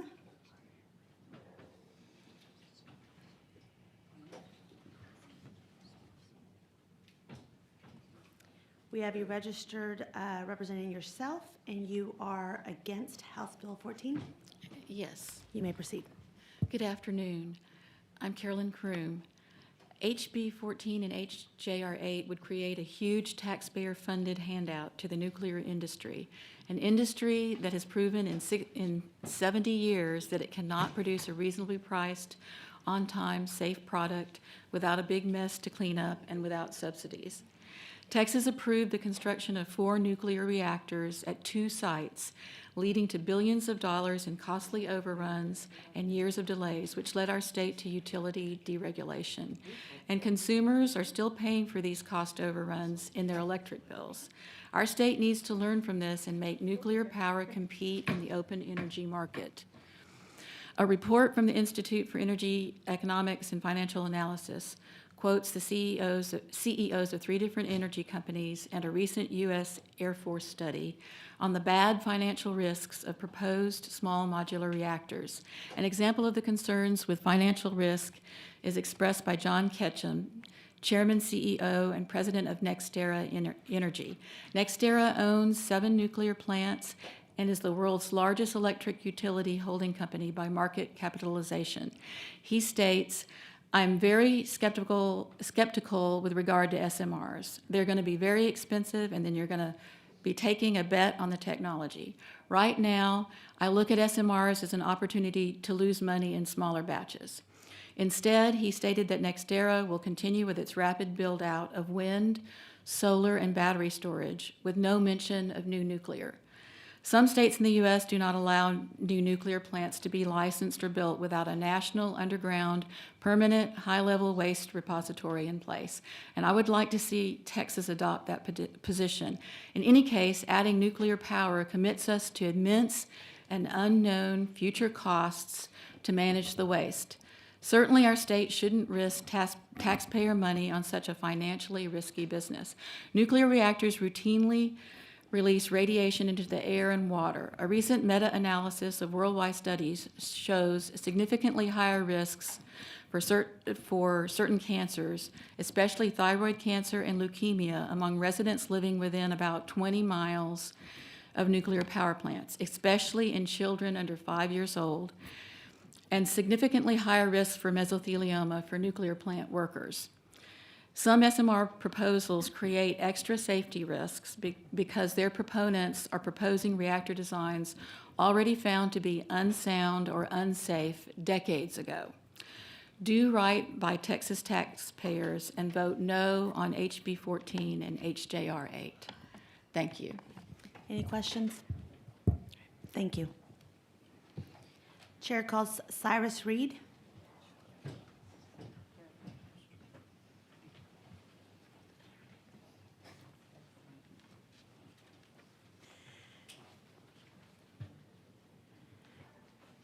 We have you registered representing Lone Star Chapter Sierra Club, and you are testifying against House Bill 14. I am. And you brought us colored paper. Yeah, and I've got my colored paper. Cyrus Reed, Lone Star Chapter of the Sierra Club, against HB 14. There is nothing in current law that prohibits Dow or Meta or any large load from pursuing advanced nuclear. And if they want to, they should do so. We have an open market that allows all kinds of generation. Our issue with HB 14 is really the public funding, taxpayer money being put into different pots of money, and all of it is grants. So you remember last session we passed the Texas Energy Fund for dispatchable generation. Those were loans. That money will come back into the system. This is grants. That's a very different proposal. So we have an objection to that idea of using taxpayer funds. A previous speaker mentioned that under one of the multiple tiers in this bill, someone could get money just for starting a permitting process. They could get the completion money for getting that permit. They may never, ever operate on the actual grid, and they could have up to $200 million of taxpayer funds. That seems wrong to us. There may be ways to, do this bill differently, but the way it's written, we're against it. I want to do a little cautionary tale. We talked about what happened in Georgia. The Vogtle nuclear projects in Georgia had a predicted cost of $14 billion. They came in at $35 billion. It's literally the most expensive electricity in U.S. history. There was a small modular reactor, NuScale small modular reactor technology. They initially said it would cost $4.2 billion in 2018. These are for some projects in Utah and Idaho. The price went up to $9.3 billion in 2023, and it was later canceled. So just some caution. These are not going to be ready tomorrow, and I would ask that we move somewhat cautiously on this bill. We think this bill does too much too fast and puts a lot of risk on consumers and ultimately taxpayers. And I would agree with Mr. Enchi, who's not here, that if we are going to do something, we should also think about the regulatory part of it and the safety part of it, along with the financing part of it. And with that, I'll be quiet, and I'm happy to answer any questions. Any questions? Thank you. Thank you. Chair calls Karen Haddon.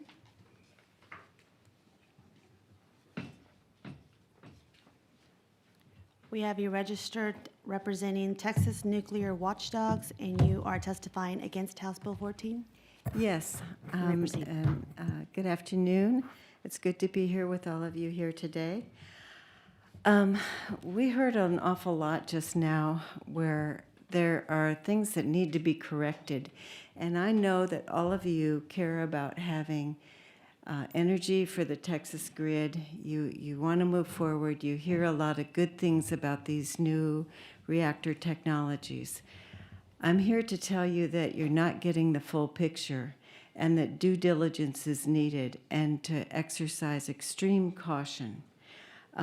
As was mentioned a little bit earlier, there have been projects that have not been successful. We heard tales about globally everybody's doing this. Well, my research just last night found 80 projects worldwide in various stages. Only 3 are operating, 1 each in China and India. There was, I'm forgetting the other one. So here in the U.S., a lot of these technologies like molten salt reactors, pebble bed reactors, they were on the drawing board decades ago. And some of them were tried, some of them like they would run for like 2 years or try to, but most of the time they didn't run. They don't work. They're expensive. And the Atomic Energy Commission said, we're not building those anymore. They're done.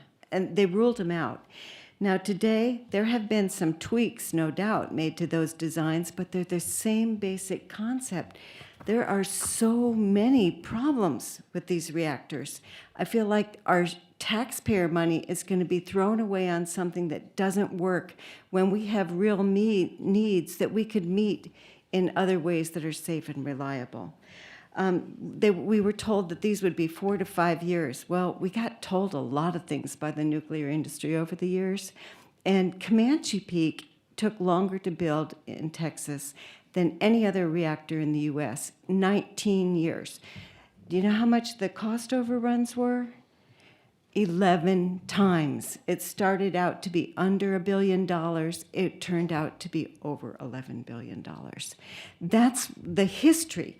95% of reactors on the globe have had cost overruns and delays. So this rush to just get in there and do this, it's alarming to me, and we do not have the protections in place that are needed. These new designs do not have containment vessels, buildings, or domes. So if and when there's a radiation release, we don't have a way to trap that and keep that from going out to the public. And yes, this is stuff that can kill you if you're exposed or cause cancer. These reactors should have to be completed before we give state grants.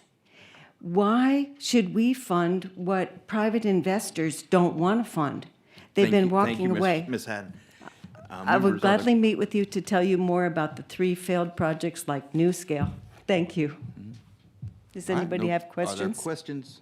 I see none. Thank you for being I'll here. be glad to meet privately with you.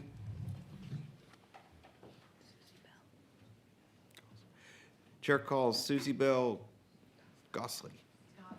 Gosley.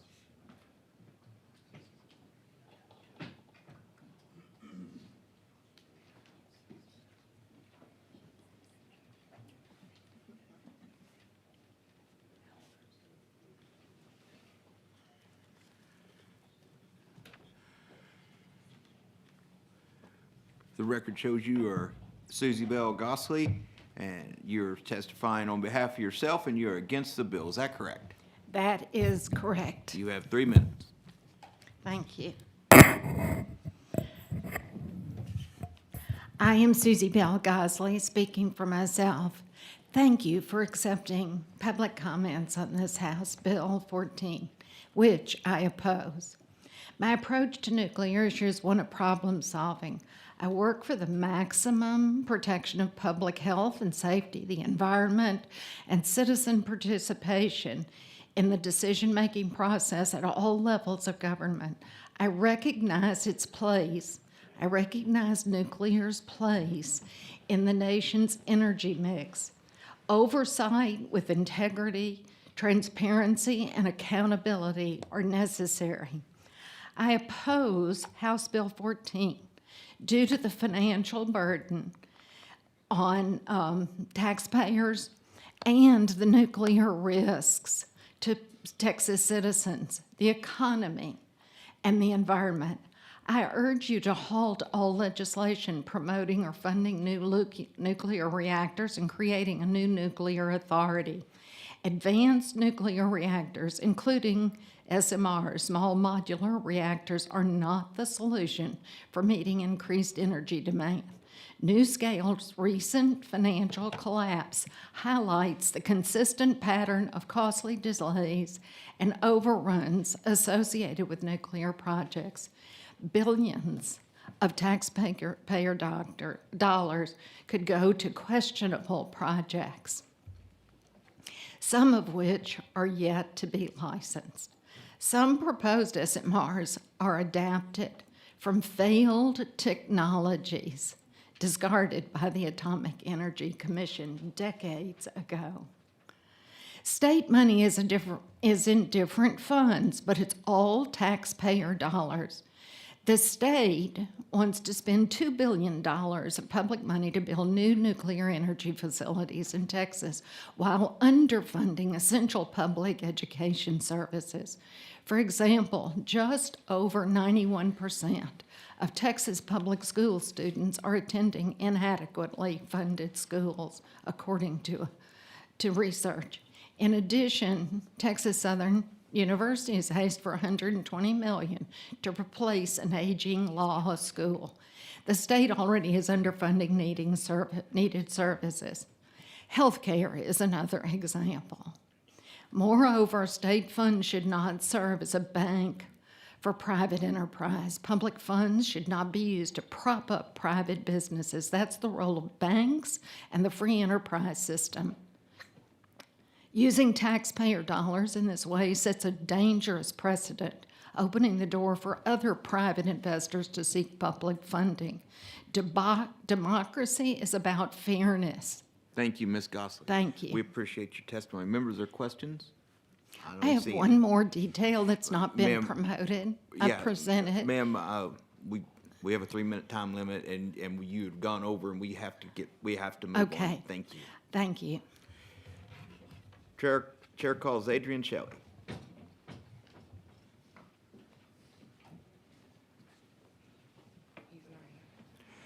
Okay, we show Adrian Shelley, public citizen.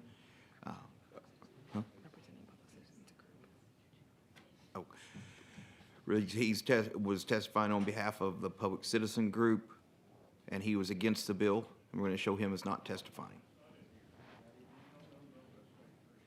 Chair calls Richard Halpin.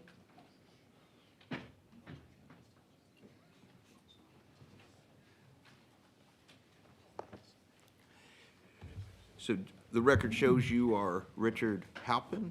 You're testifying on behalf of yourself, and you are against the bill. Is that correct? Yes, sir. Thank you. Thank you, Please Chairman proceed. King. Good evening, good afternoon, ladies and gentlemen. Thank you so much for the hard work you've done for Texas for so many years. Why nuclear power?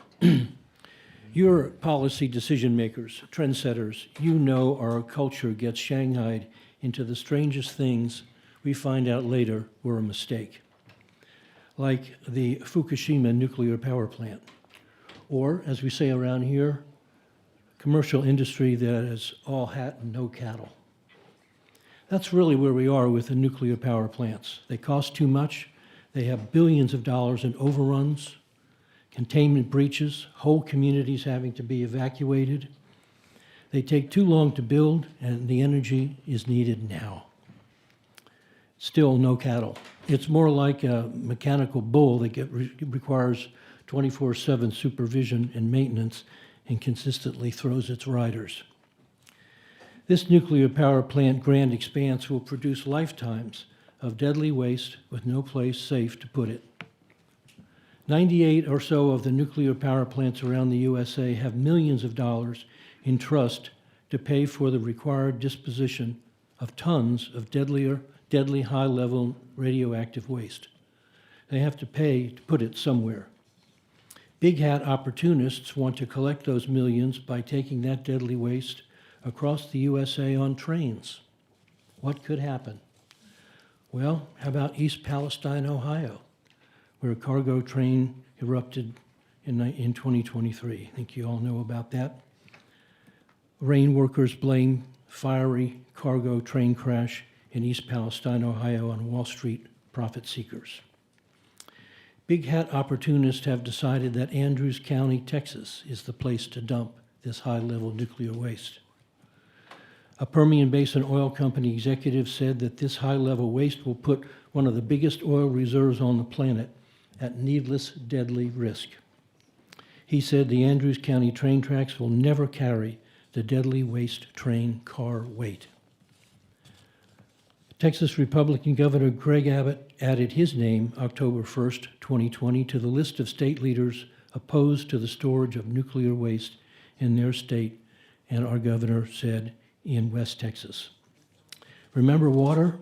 The deadly dump proposed in West Texas is near the Ogallala Aquifer, serving Texas and 7 other states. There's not just West Texas danger. It has been reported that one of our Texas current nuclear power plants is releasing tritium, a radioactive isotope, into our rivers and then into the Gulf. Three-eyed fish, anyone? My point is, our Texas is a national leader in clean power operation and generation. So you can save us billions for the critical water, tax, schools, healthcare, and more issues you face. Don't waste our hard-earned tax dollars on fellows with big hats and promised cattle, in this case, deadly nuclear power fantasies with ecological time bombs. Thank you very much. Members or questions? I don't see any. Thank you for being here. Thank you, sir. Chair calls Becky Halpin.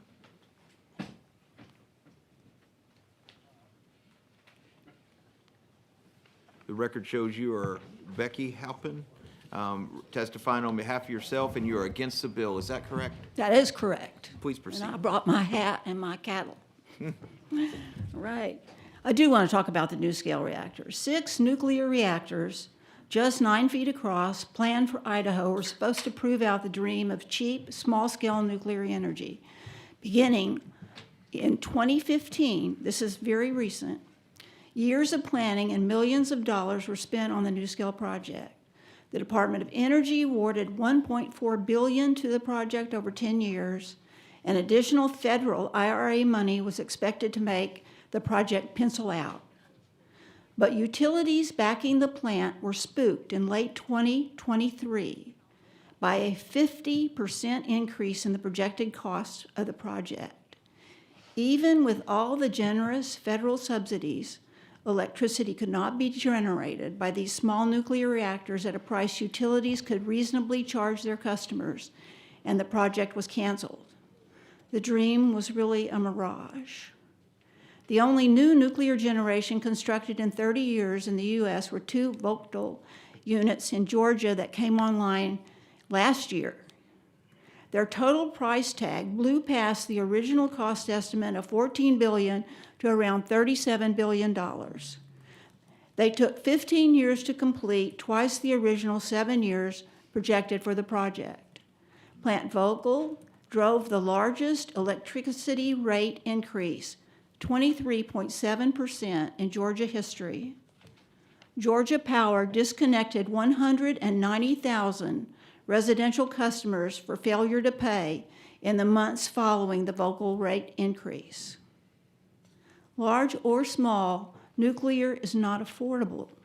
It cannot be built in the time frame we need much more energy, which is effectively tomorrow. HB 14 pours massive amounts of taxpayer money into this financially struggling industry that cannot really give us what we need. The bill has few guardrails on how the money is spent. We already saw the money from the Texas Energy Fund have a fraudulent claim on it that wasn't caught by the PUC when a company asked for money from that pot and was given money or was okayed for money from that pot. I think just handing out, having big pots of money, of Texas taxpayer money, we have to be really careful with how we're using it, and I'm not confident that this is happening with this pot. This nuclear energy, if we ever see it, will not come for probably a decade, and it will not be cheap. Lazard says that nuclear costs between, I can't read what Susie Bell wrote for me. She had to get her comment in. I can't read it. Anyway, it's just a lot more expensive. It takes Thank a you. long time to Thank you, Ms. build. Halpern. We need energy now. Yes, Let's ma'am. don't pass this bill. Thank you all. If, are there questions for the witness? Are there any questions? Seeing none, I appreciate you being Thank you here.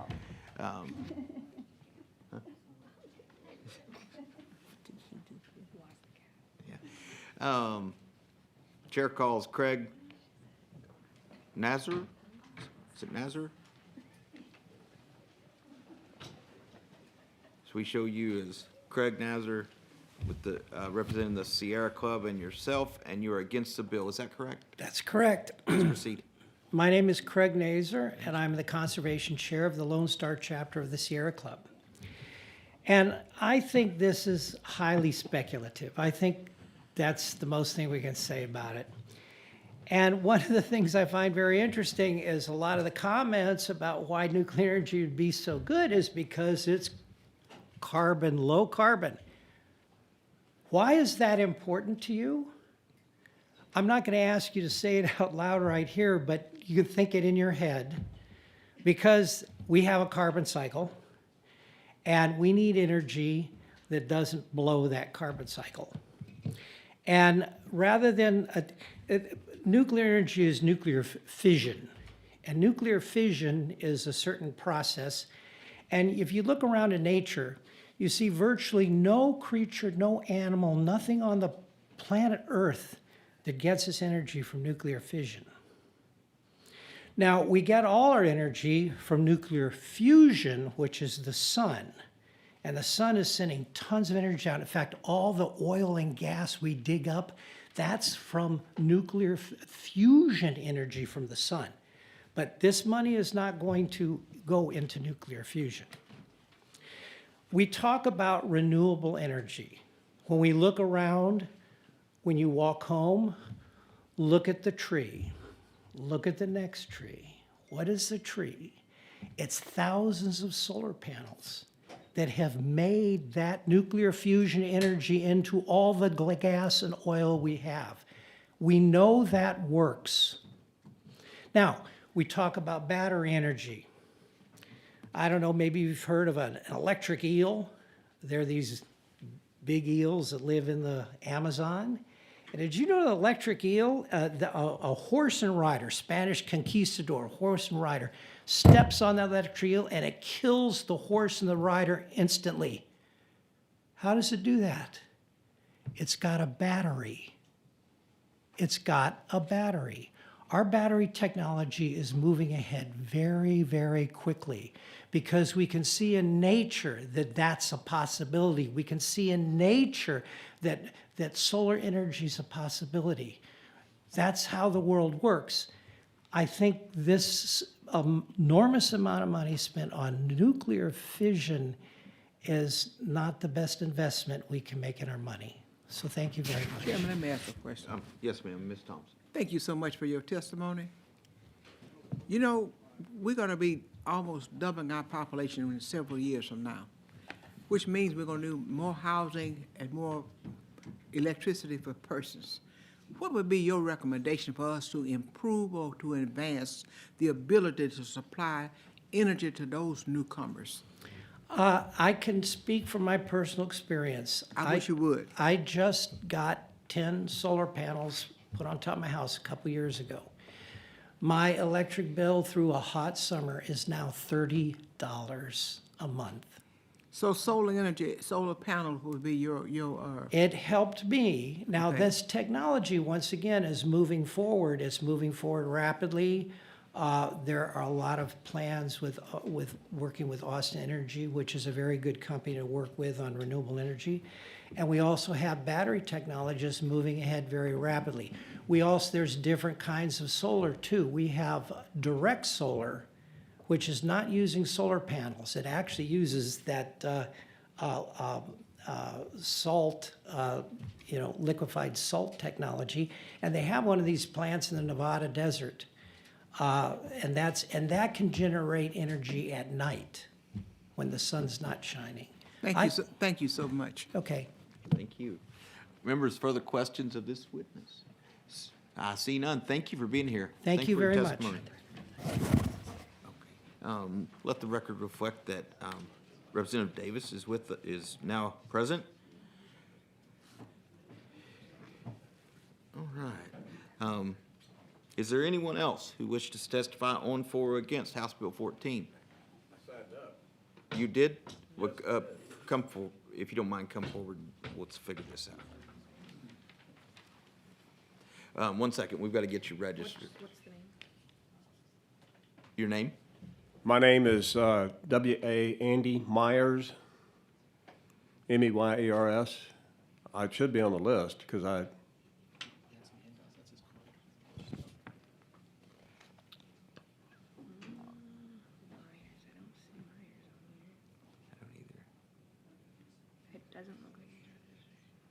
For some reason, it didn't show up, but we can get you registered. Okay, thank you. You'll have to go back out to the kiosk and register there. Okay.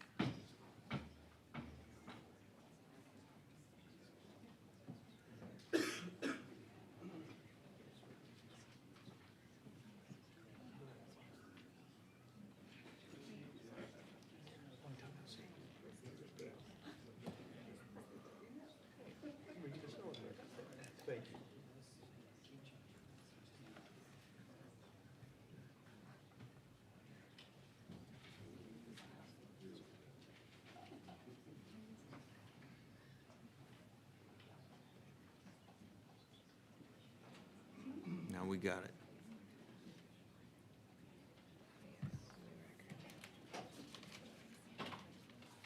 All right, there it is. Yep. We got you now. All right, now, the record shows that you are W.A. Andy Myers, That is correct. and you are testifying on behalf of Fort Bend County Conference of Urban Counties and yourself, and you are Correct. for the bill. I am for the bill, yes, sir. Please proceed. Thank you. I'm Fort Bend County Commissioner Andy Myers, here today representing Fort Bend County, the Conference of Urban Counties, and myself, and I'm testifying for House Bill 14, and I've submitted a resolution from the Conference of Urban Counties in favor of this legislation. I had the privilege of serving as Policy Subcommittee Co-Chair of Governor Abbott's Texas Advanced Nuclear Reactor Working Group alongside former PUC Commissioner Gott-Felty, who you heard from earlier. Advanced nuclear technology is critical to addressing two of Texas' biggest challenges, providing sufficient electricity and ensuring reliable water supply. HB 14 is essential for fostering the development and commercialization of advanced nuclear reactors to meet these challenges. In November 2024, the working group submitted its plan to make Texas the leader in developing advanced nuclear to the governor, outlining 7 key legislative priorities. House Bill 14 incorporates 6 of these, and I encourage including the Texas Nuclear Public Outreach Program recommended by the working group. Public education is essential. Currently, about 45% of the public opposes nuclear energy, largely due to misconceptions about its safety, affordability, and waste generation. Additionally, I would suggest broadening HB 14's definition of advanced nuclear to explicitly include fusion reactors and as well as radioisotope power systems. The NRC has already delegated substantial regulatory authority over fusion devices to the 39 agreement states, including Texas. Washington, Massachusetts, and California are already actively overseeing fusion development, and Texas should be a leader in this development in this area also.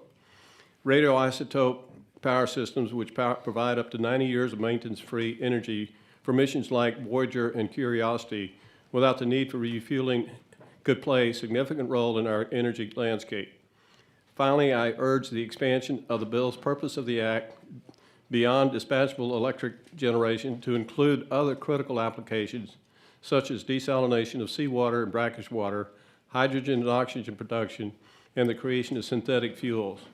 Because advanced reactors can generate 2 to 3 times the thermal energy as current reactors, they enable cost-effective cogeneration, powering multiple processes with a single energy source, thereby reducing the cost of each process. HB 14 is a vital step towards securing Texas' energy future. I appreciate your consideration of these recommendations. Thank you for your time. Allow me to testify, and I'll be happy to answer any questions. Thank you, Mr. Myers. Members, are questions of the witness? Thank you very much. Thank you. Appreciate your testimony. All right. Now, is there anyone else who wishes to testify on, for, or against House Bill 14?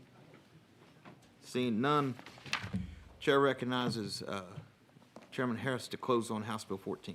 Thank you, Mr. Chairman. Members, I appreciate the time y'all taken to have the discussion today. I do want to touch on a couple of points. Chairman Darby, first of all, thank you for all the work that you've done in helping me with this bill, all the work you've done on nuclear. On the question on 403.002A, sat down and visited with Doug Robinson with Natura yesterday, actually, and talked about the A&M reactor. That's going on the grid, so he thinks that's covered in the bill, but we definitely want to make sure that those types of projects are included in the bill. I'll be working on a committee sub to clarify that, and happy to work with you on that. Representative Raymond, when you were the one talking about uranium enrichment and mining, right? So in my conversations with the governor's office, encouraging advanced nuclear manufacturing, so the everything that's contemplated before the actual reactor construction should be a focus of this legislation as well. You know, in my role as Natural Resources Chair, one of the things that I learned just a couple of weeks ago that I had no idea is that the state of Texas has more uranium deposits than Saudi Arabia has oil. I did not know that. That's a huge asset that the state of Texas has that we have just really started to tap into. So another component of why passing this bill and getting nuclear at the forefront of our electric generation is prudent and will have a vast economic impact for the state.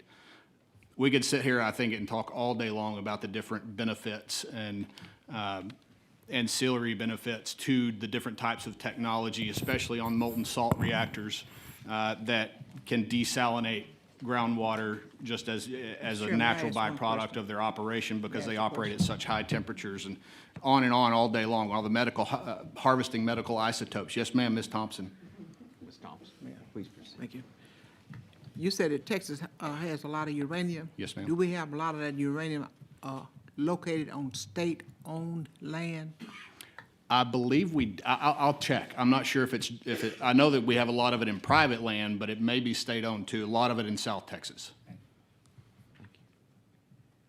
So, any other questions, I'm happy to answer. More questions? Other than that, I close and appreciate the committee's time. Thank you very much. Request favorable consideration. If there's no objection, House Bill 14 be left pending at this time. Is there objection? Chair hears none. House Bill 14 is left pending.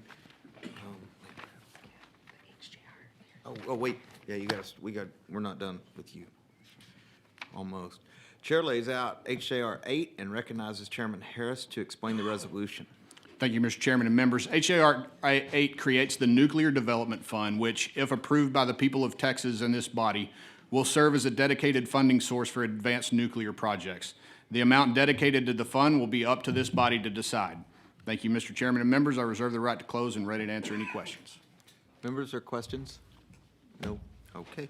Well, we have a few witnesses. Chair calls Cyrus Reed.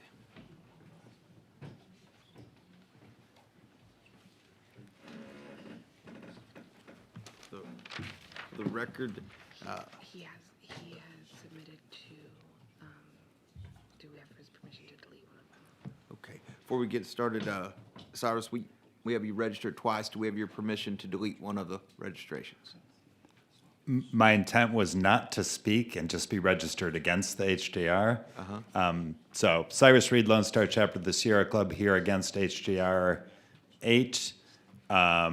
Same comments as before. Don't think it's prudent to use taxpayer funds for this purpose, and I would. So Cyrus, Yeah. one more time. Do I have your permission to delete the second registration?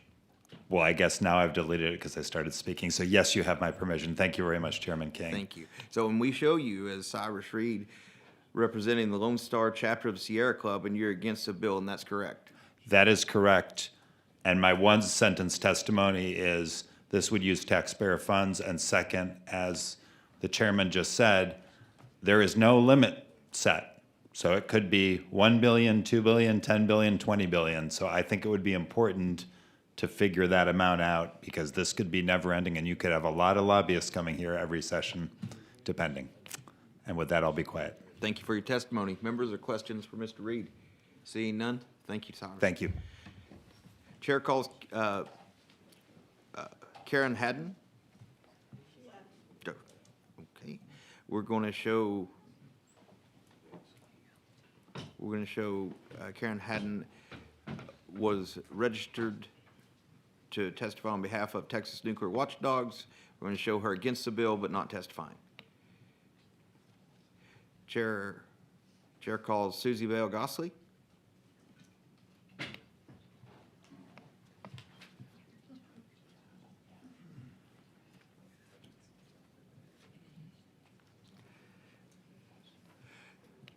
Ms. Gossley, the record shows that you are Susie Bell Gossley. You're testifying on behalf of yourself and you're against the HJR. Yes, that is correct. Please proceed. Thank you. Part of what is important here is looking for what's good for the public. The bottom line is the public. It's not about making money. It's not about corporations making money. You have the power in your hands to make that decision about whether you're choosing the public good or just a corporation or all these corporations. And the information is actually very complicated. So I can understand the difficulty of making a decision. But a lot of it comes down to your own personal values. Do you serve for corporations or do you serve the people? The bottom line is that nuclear energy does not save money for the public per kilowatt or megawatt hour. If the public buys energy from nuclear power, the cost to the consumer will be $142 to $222 per megawatt hour.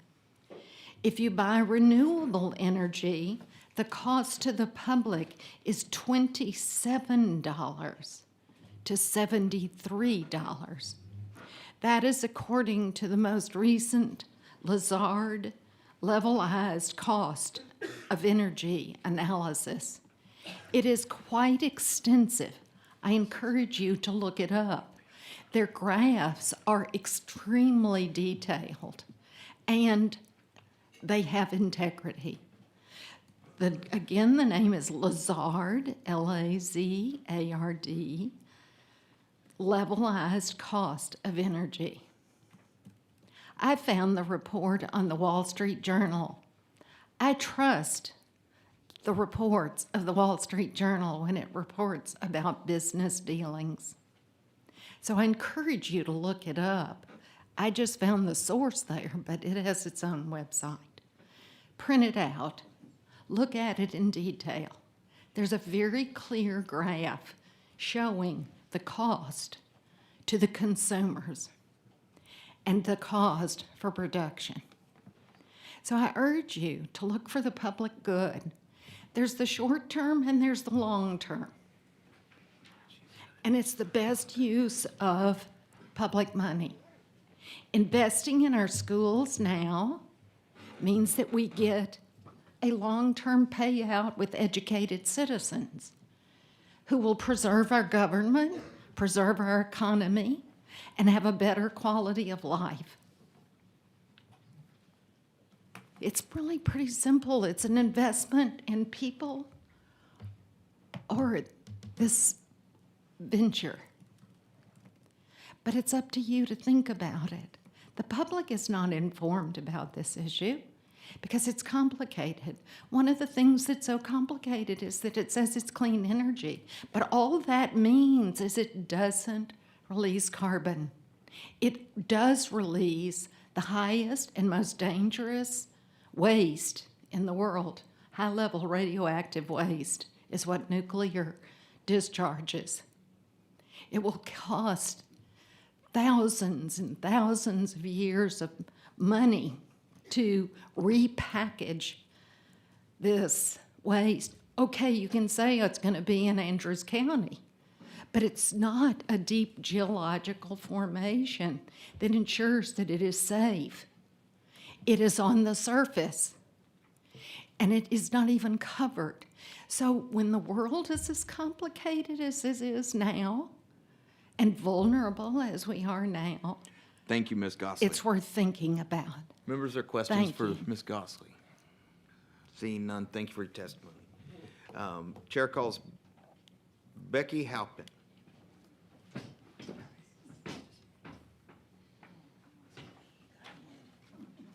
Okay. Record shows you are Becky Halpin. You're testifying on behalf of yourself and you're against HJR 8. That is correct. Please Yes. proceed. So I have short comments, and mostly I feel like we're making pots of public money to subsidize risky, I think it's pie in the sky, technology. So my question is, are we going to make propose another constitutional amendment to fund the next energy development that comes along, which could easily be geothermal? Geothermal is very promising. It doesn't have the problem with the nuclear with the waste, uses very little water, uses the same fracking technology we use for oil and gas.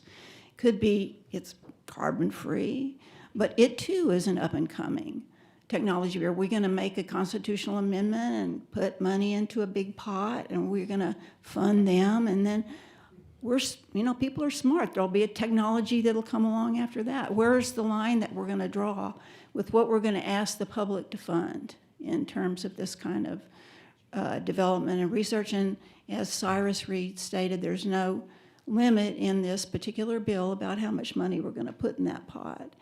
So that's my main concern. Thank you all for all your hard work. Thank you for your testimony. Members or questions? Seeing none, thank you for being here. Thank you. All right.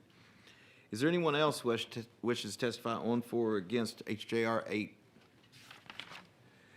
Seeing none, the chair recognizes Chairman Harris to close on HJR 8. Thank you, Mr. Chairman. Members, unless there's any questions, I'll close. Thank you. Thank you very much. Oh, got it. If there's no objection, HJR 8 will be left pending. Is there objection? Chair hears none. HJR 8 is left pending.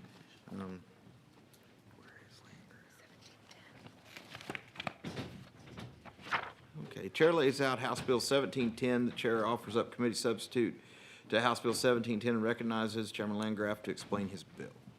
Thank you, Mr. Chairman. I appreciate you laying out the committee substitute. I'll just be very brief with this. The committee substitute and the underlying bill are designed to protect the autonomy of ERCOT. Under the Federal Power Act, there are 6 different sections that these interconnections can be made between ERCOT and FERC. 3 of them would subject ERCOT to FERC regulation. The other 3 would not. What the committee sub for HB 1710 does is it simply requires that any interconnections that are made between ERCOT and another grid would be made under the 3 that preserve the autonomy for ERCOT, and that's the gist of it. Happy to answer any questions if there are any. Okay. Members, are questions for Mr. Landgraf? I see none. All right. Is there anyone here who wishes to testify on, for, or against House Bill 1710? Seeing none, the chair recognizes Chairman Landgraf to close on House Bill 1710. Thank you, Mr. Chairman. I close. Now that is a closing. Thank you very much. Sure. The committee substitute is withdrawn, and if there's no objection, House Bill 1710 will be left pending. Is there objection? Chair hears none. House Bill 1710 is left pending.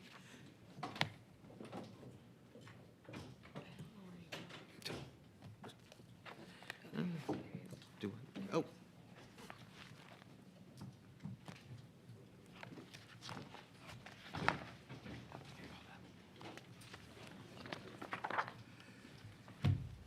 Chair lays out House Bill 274 and recognizes Representative Kane to explain the bill.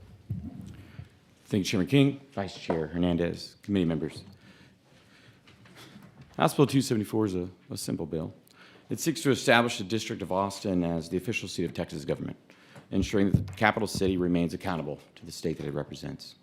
For years, staffers, constituents, and even our own family members visiting the capital have faced rising fears due to surging crime in Austin. The city's leadership has repeatedly made reckless decisions, defunding the police, refusing to prosecute violent criminals, and allowing businesses to go unchecked, lawlessness to go unchecked.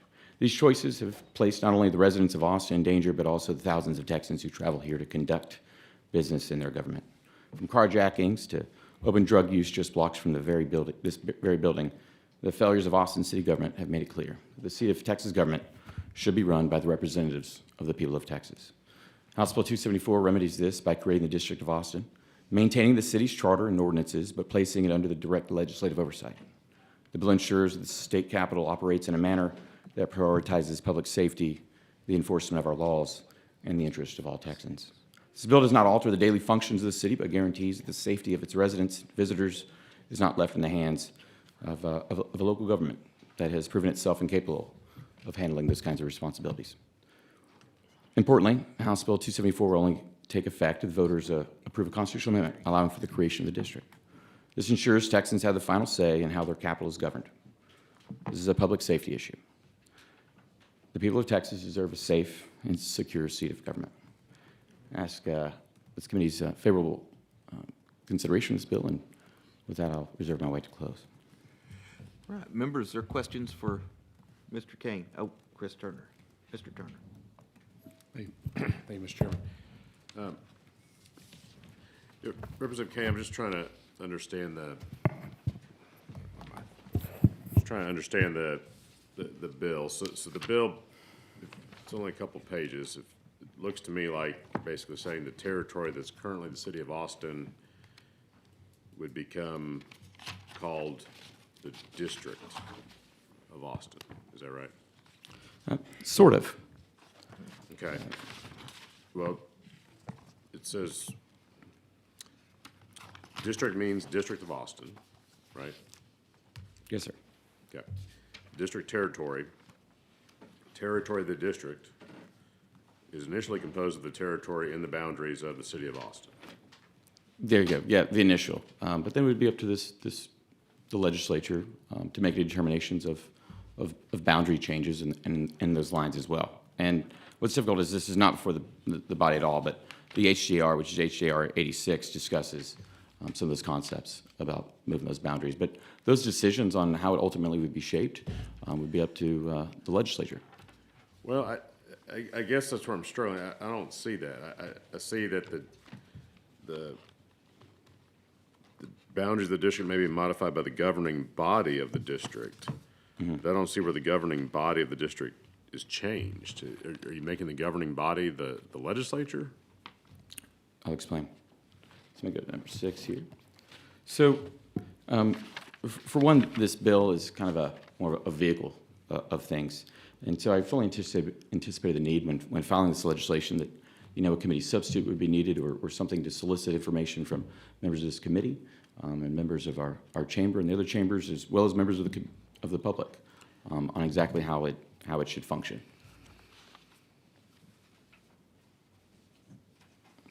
Okay. All I see, correct me if I'm missing something, but on page 2 of the bill, section 2.005, there's a section called legislative oversight. The only thing I see with respect to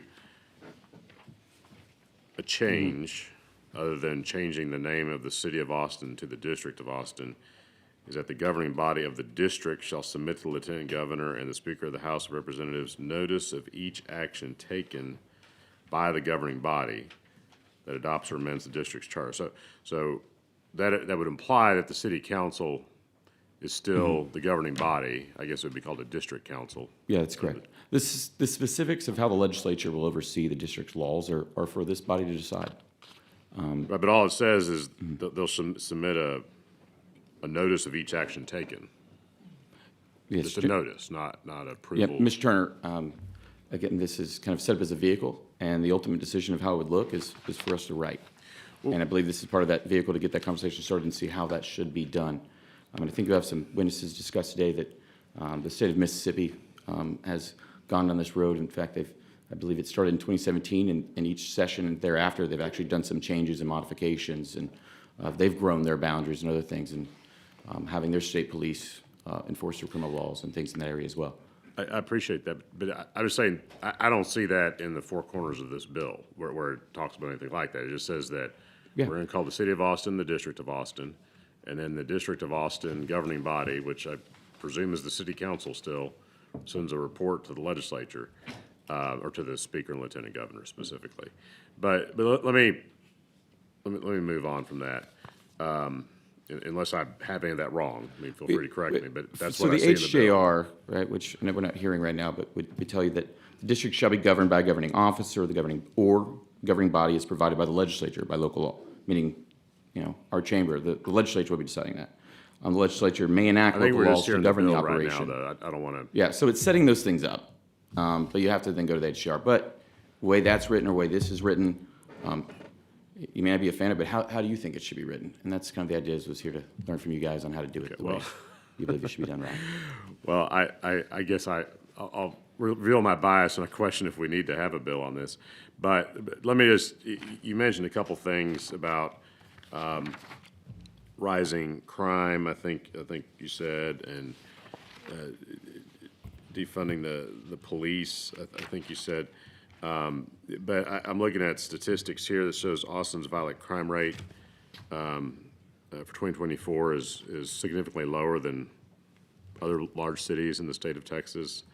The violent crime rate has dropped nearly 9% between 2023 and 2024. And as we heard in this committee last week, there's a new police chief, there's new city management. Since in the last couple of years, there's been a new mayor and several new people elected to city council. So I think, some of that, I think some of that rhetoric may, was being used a lot a few years ago, but I'm not sure it's still applicable to what's going on in the city of Austin today. I mean, I think it may be. So homicides increased significantly from 36 in 2019 to 70 in 2024. Aggravated assaults rose. Can you give me those numbers again, please? 36 in 2019 for homicides to 70 in 2024. Aggravated assaults rose 2,576 in 2019 to 2,762 in 2024. Kidnappings increased from 170 in 2019 to 237 in 2024. But motor vehicles increased as well. But violent crime was nearly 40% higher in Austin than the national average. And I understand the city's attempt to claim that things are down. What's the citation for that? I don't have one for you, but happy to. My staff's I'd probably be curious listening. to We'll get make that. sure. I think it's a Texas scorecard. And while they're claiming these things, reporting's also down. And so, because the police weren't showing up for a long time, folks here just kind of stopped calling, which really tends to mess with reporting metrics. I'll tell you, we can even go to some other stats on call volume down that would correspond with some things. But I think one of the reasons safety even did increase is because the state had to step in. For example, in late 2023, Governor Greg Abbott requested the Department of Public Safety to begin showing more presence in Austin. And so I would say that downgrade, if it is down, is because the state of Texas had to step in. So my recollection is that was a partnership between the state and the city leadership. But, again, just looking at the bill, I don't see anything about where the state is going to assume responsibility for law enforcement or addressing any specific concerns that you're raising. All I see is that you're changing the city of Austin to the district of Austin, and then there's got to be a report or a notice of actions taken, which I would note that my understanding is the city of Austin complies with Texas Open Meetings Act. Meetings are posted, meetings are live streamed. Yeah. Ordinances are published according to the law. So I think that it seems to me the notice is already there. So I guess I just don't understand what the bill is accomplishing. Yes, sir. I see those same things by the city of Austin's memo that they submitted in opposition to this bill. I understand their concerns there, but I mean, if they want to talk about money, I mean, look, just today, the city of Austin is considering spending $10 million on artwork at the airport. It's hard to think they're being sincere about really wanting to stop crime. They're going to tell you things in here about, which data is great. I'm glad that they're looking at data, but I mean, are they blaming public safety facilities for the issue of lawlessness in Austin, or is it because people aren't enforcing the crime? I think many already know the answer to why their crime is so bad. I don't know what they need to study. Bad guys need to be put in jail and enforced. And so I think some of this is down because the state's doing something, but a lot of it's due to underreporting. Well, I think we can all agree bad guys need to be put in jail. I don't see how this bill does anything to address that. So I just wanted to make sure I wasn't missing something in the four corners of the bill, but we'll look forward to the testimony. Thank you. Mr. Turner, appreciate that. The idea is that this creates a vehicle. How it should look and what it should look would be up to this body. And that's kind of how Mississippi did it, and so we're kind of looking to them. Mr. Raymond, you had a question. Yes, thank you, Chairman. And let me say, I didn't read this till yesterday, and so I really don't have, I'm not for it or against it. I'm partly like Chairman Turner trying to understand it, but I'm not against it. I'm not for it. I'm trying to figure it out. So, so in part, where my mind went to was, did you partly or largely sort of fashion this after the federal capital, the District of Columbia, and how they operate and how the oversight that the U.S. Congress has there and all, or is that part of what you're thinking? Conceptually, it is. While this proposal would create a capital district for the state, similar to that of the District of Columbia, it would not affect residents' representation by their state representative or state Well, senator. no, that part I didn't mean, Yeah. yeah, I apologize. I didn't mean to get into those waters, but in terms of the operation of the city. So, because in Washington, and I don't remember Yeah. all the details, I worked up. Congress has essentially an oversight. Yeah, well, I think Congress decides the money that their budgets and so forth. So I didn't know if you had studied that to sort of try to take from that and say, hey, I think we need to see if we can do that here. I know your focus, a lot of the focus is on crime, and that's important, certainly important to me. Currently, what the bill would do is essentially, while Article 11 of the Constitution makes them a home rule municipality, Right. They would kind of revoke that. But as you'll see in the bill, that they still have the powers of a home rule municipality. They still have their charter, they still have their ordinances as they existed. So nothing would really change. Essentially, it would empower the state of Texas to have a little more oversight. Yeah, so they have that in Congress, right? Congress has some oversight, significant, I think, over DC. And again, they approve their budget, as I recall. So, I want to, what's your vision of it? Let's say we could pass this. And I know, and I appreciate that you're willing to see if we can give you some input, right? But if you could pass this now, or do you want me to take a shot at what I think you're saying? I mean. No, the entire idea was that this was the creation of a vehicle, and I mean, it seems odd because it's such a very novel issue.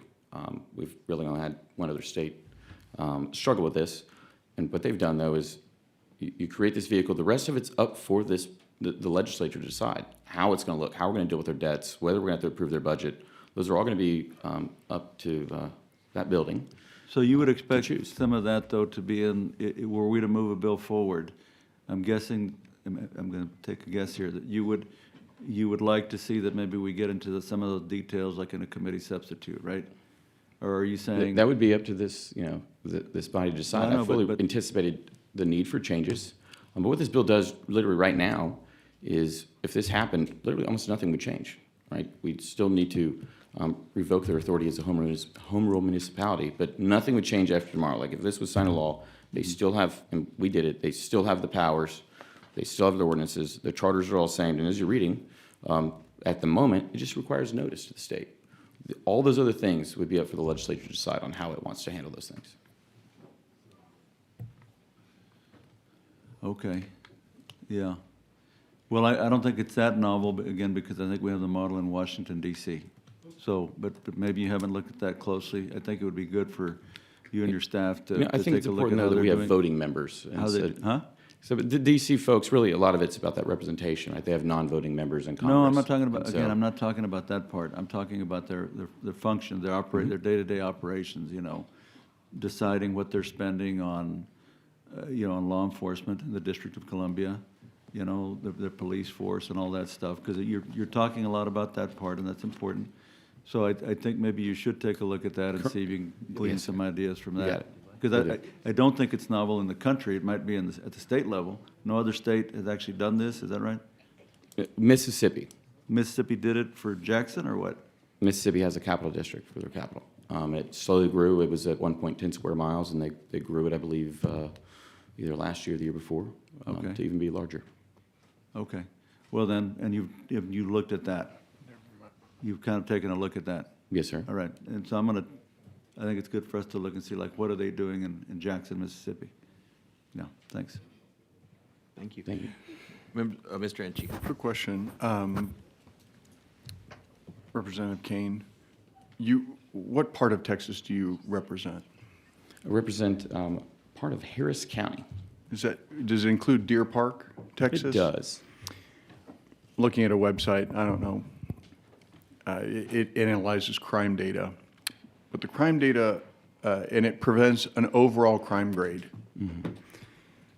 on an A through F scale. What do you think the overall crime grade is for Deer Park, Texas, on an A through F scale? A B. C minus. Okay. How about property crime grade? No idea. D plus. Okay. And how about other crime grade? A D. No clue. Tell me. C. Okay. All right. And so Austin is actually slightly better with a C, a C minus, and a C for the same categories. No D plus.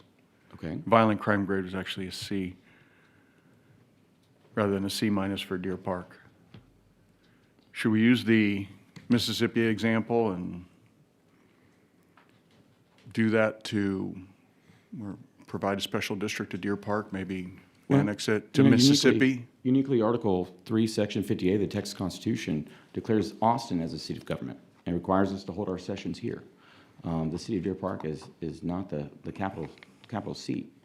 I know we're discussing crime data, but the purpose and initiative of this legislation. Well, you discussed crime data. You brought it up, right? The You discussion of it's discussed all these things that were Absolutely, those are wrong reasons, with. but the discussion's not like With the only Austin. reason is because of crime. We've consistently had issues with this city. I mean, many bills have been filed and gone to that floor, whether they've died or survived on the floor, is constantly having to regulate the city. And I believe that the capital city should be representative of the capital of Texas.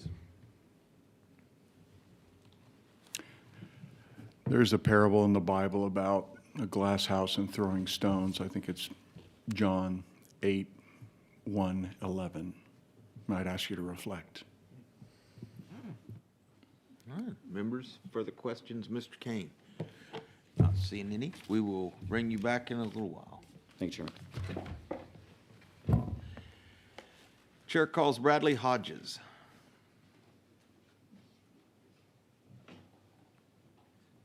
Bradley Hodges? Okay, we're going to show Bradley Hodges registered to testify on behalf of himself and for the bill, but not testifying. Chair calls Cyrus Reed. We're going to show Cyrus Reed as representing the Lone Star chapter of the Sierra Club and against the bill, not testifying.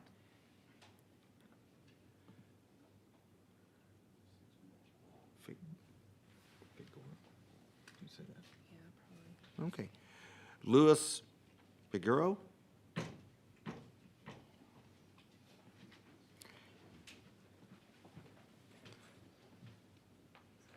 We show you as Louis Figueroa, representing the group Every Texan. Yes, sir. And against the bill.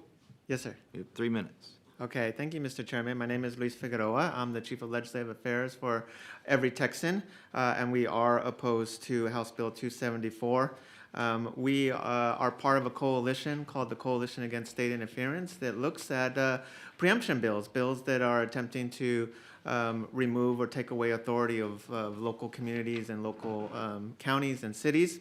And this bill very much embodies the concerns of abusive preemption. It undermines the democratic governance of the city of Austin and the representation of those council members and the mayor and the people who have elected their city leaders. And we believe that this bill really just violates the core tenets of democracy by disenfranchising Austinites and depriving them of the government that is accountable to their needs and priorities. I'll just say the bottom line is every city and county in Texas has pluses and minuses. Some have more parks, some have more crime, some have more expensive taxes, some have this or that. But we would never consider removing or taking away their entire jurisdiction based on one plus or minus of a particular city or county, because in each and every one of our communities, we respect the rule of those voters who have decided what their leadership is going to do and the policies. There may be some instances where we have to address a statewide concern, but we believe this is very much an overreach of preemption and undermines the democracy of the city of Austin. So for those reasons, we ask you to oppose this bill as well as the HJR that is underlining this legislation. Thank you for your Appreciate your time. testimony. Members, are there questions? Seeing none. Thank you for being here. Thank you. Chair calls Adam Kahn. Adam Kahn. Okay, we're going to show Adam Kahn registered on behalf of himself, and he was neutral on the bill, not testifying. Chair calls Maddox Hilgers. All right, we show Maddox Hilgers was registered on behalf of himself and against the bill, but not testifying.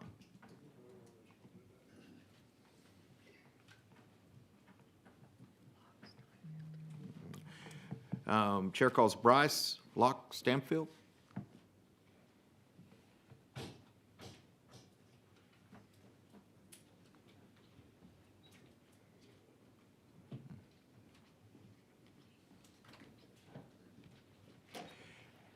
So we show you as Bryce Locke Stanfield. It's Lucky Stanfield. It's what? Lucky Stanfield. Lucky. Okay, Bryce Lucky Stanfield. And you were registered on behalf of yourself, testifying against the bill. Is that correct? Yes, that's correct. Please proceed. Chairman, members of the committee, thank you for the opportunity to speak today. My name is Bryce Lucky Stanfield. I am a disabled veteran, proudly queer person, native Austinite, and Texas. And I am here to strongly oppose HB 274, which would dissolve the city of Austin and place it under state control as so-called District of Austin. This bill represents an alarming overreach of state power and a direct attack on local governance. It sets a dangerous precedent that any city in Texas could be stripped of its autonomy if the state disagrees with its policies. First and foremost, this bill disenfranchises the people of Austin. The residents of Austin elect their mayor, city council, and local leaders to represent their needs. This bill would override their votes and put control in the hands of state officials who are not directly accountable to the people of Austin. If we believe in a representative democracy, we cannot allow a city's governance to be rewritten without consent of its people. Second, the bill creates uncertainty in governance and city services. It states that the new district would assume Austin's debts, contracts, and responsibilities, but it provides no clear plan for how city services like policing, public transit, emergency response, and infrastructure would function under this new structure. Who would be in charge of making critical decisions in the people of Austin? How will taxes be collected and spent? The lack of clarity is deeply concerning and could create chaos for residents and businesses. Third, requiring legislative oversight over the district's governance is an unprecedented power grab. If the new governing body has to report its every decision to the lieutenant governor and speaker of the House, then Austin's laws could effectively be dictated by state politicians rather than by its own people. This is not local government, it's centralized control. And let's be honest about why this bill is being introduced. Austin has long had policy disagreements with state leadership, but the solution to political differences is not to erase an entire city's right to self-governance. If we allow this to happen to Austin today, what stops the state from doing it to Houston or Dallas or any other city that doesn't fall in line tomorrow? Texans believe in local control. They believe in fair representation. They believe that communities should have the right to govern themselves. This bill goes against all of those values, and I urge this committee to reject it. Thank you, and if there are any questions, I will do my best to answer them. Thank you for your testimony. Members, there are questions for the witness? Seeing none, I appreciate you being here. Chair calls Sophia Murto.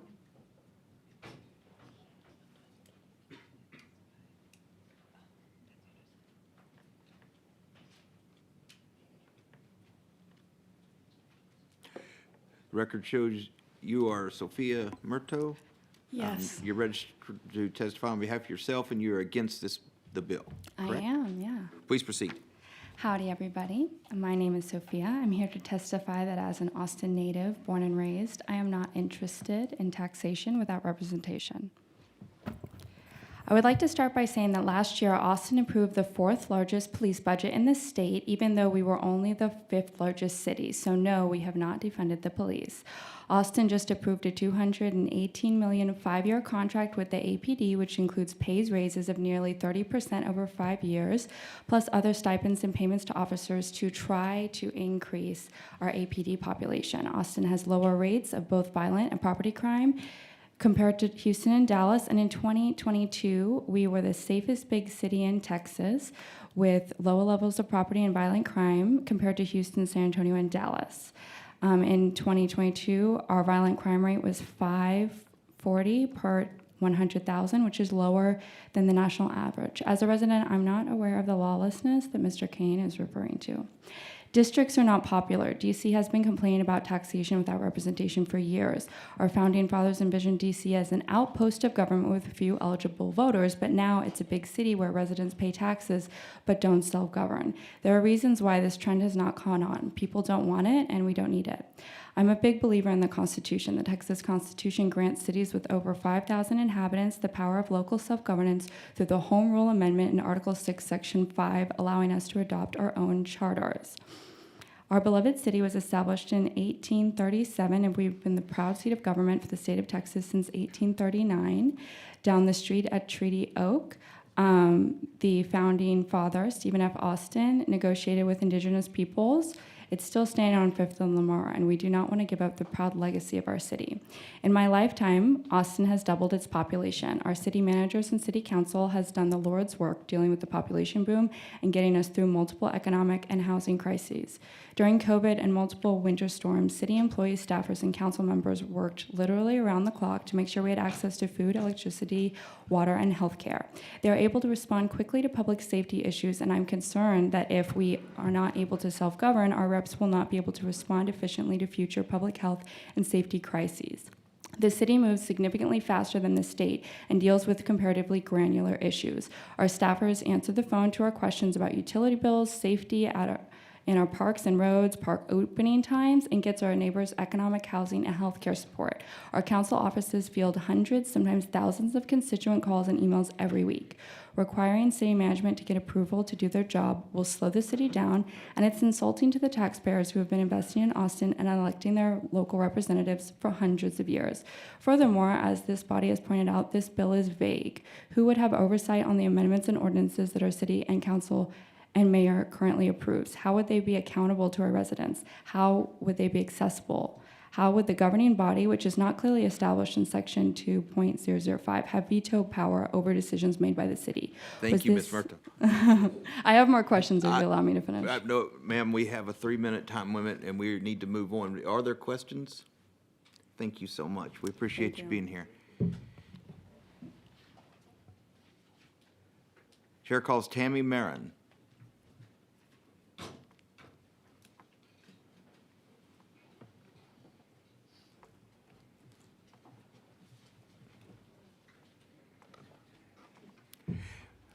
Good afternoon. Thank you for staying. So we show you as registered as Tammy Marin, registered to testify on behalf of yourself, and you are against the bill. Yes, sir. Thank you. Please proceed. Okay. So, good afternoon. My name is Tammy Marin. I'm a new resident of Austin. Austin is a wonderful and unique city. I'm sure I don't have to tell you that. Part of what makes Austin unique are the independent-minded, obstinate, vocal thinkers and voters who reside here. These include our very talented musicians. I'm sure some of you were at South by Southwest. It was spectacular.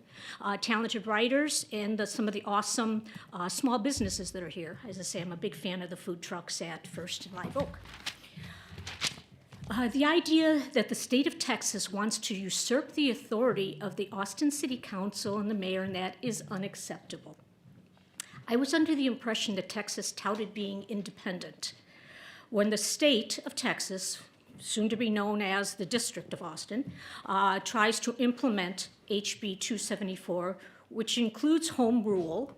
I'm not a lawyer, but Section 2.003B, and intends that all money, contracts, leases, and rights of the city of Austin are transferred to the district, the state of Texas, Section 2.004B.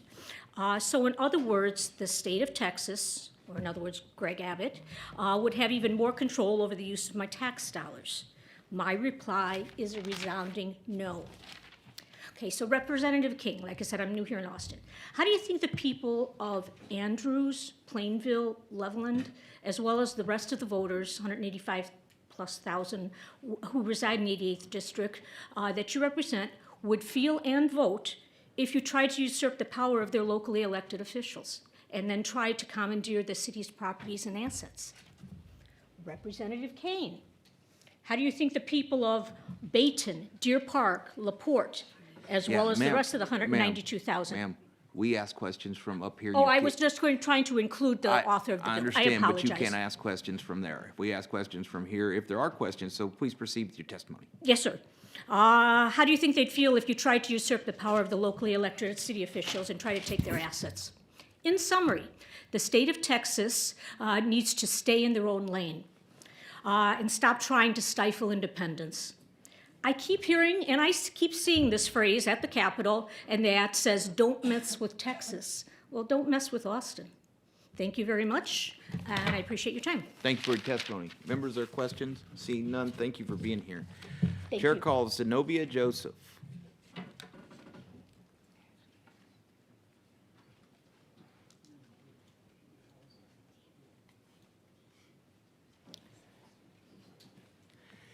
The record shows that you are Zenobia Joseph, and you're here to testify on behalf of yourself, and you are for this bill. Is that correct? That's correct, Mr. Chair. Please proceed. Thank you, Mr. Chair. Members, I'm Zenobia Joseph. Let me preface by saying Austin is the most economically segregated metro area. You can find that information in Texas Tribune 2015. As it relates to my comments, I'll make them in the context of Title VI of the Civil Rights Act of 1964, which prohibits discrimination based on race, color, or national origin. On April 22nd, 2021, the City of Austin awarded a $2.9 million sole source no bid contract to Joyce James under the guise of equity to reimagine public safety. My comments are specifically related also to transportation. I would just remind you that it was the Republican senators that killed the downtown tunnel bill. When the voters of Austin were asked to approve light rail on November 3rd, 2020, they conflated ridership and coverage. There are no transit-dependent riders on our board, and so the City of Austin has a habit of circumventing state and federal law. I want you to recognize specifically as it relates to the Open Meetings Act, it took Bill Bunch, an attorney, to sue the City of Austin last year, and a district court judge actually is the reason why we're able to speak to the council approximately 2 minutes per item. Before that, it was 2 minutes for all the items on the agenda.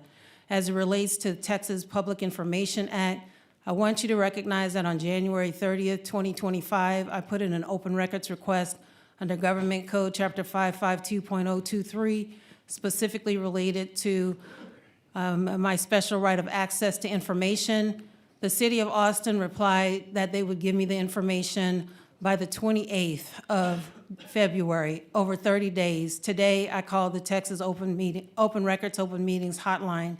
I support this bill because we need some oversight.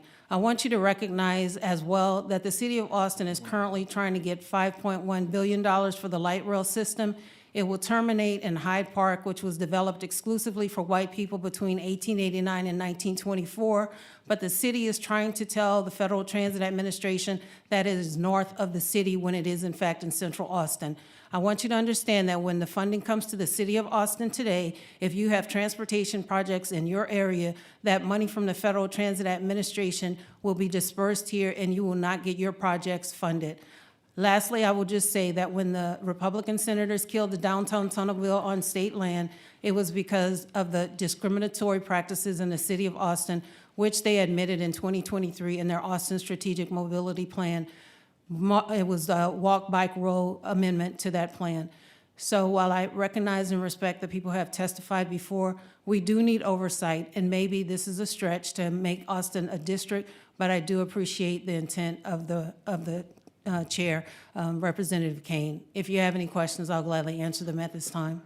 Thank you. Members, are questions for Ms. Joseph? Seeing none, thank you for being here. You're welcome.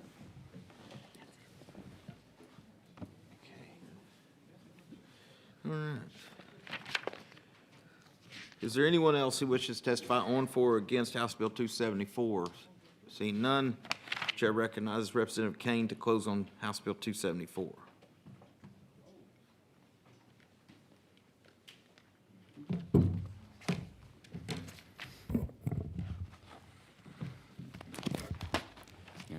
We'll clear a few things up, by the way.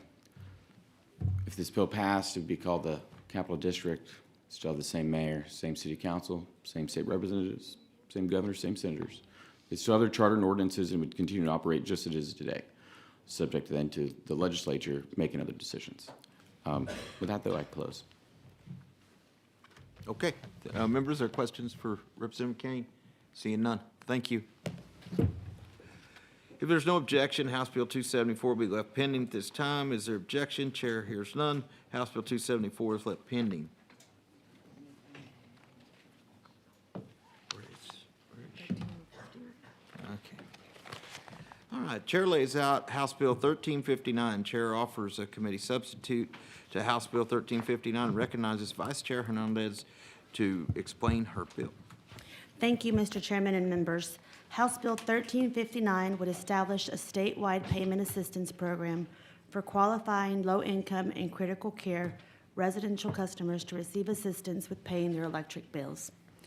After deregulation of the Texas electricity retail market in 1999, Texas created the System Benefit Fund to assist certain low-income consumers with paying for their electric bills. The System Benefit Fund provided low-income customers with opportunities to save on their electric utility bills. It provided meaningful savings for consumers and a way to help them when they fell behind on their bills. Unfortunately, the System Benefit Fund ended and consumers stopped receiving assistance in 2016.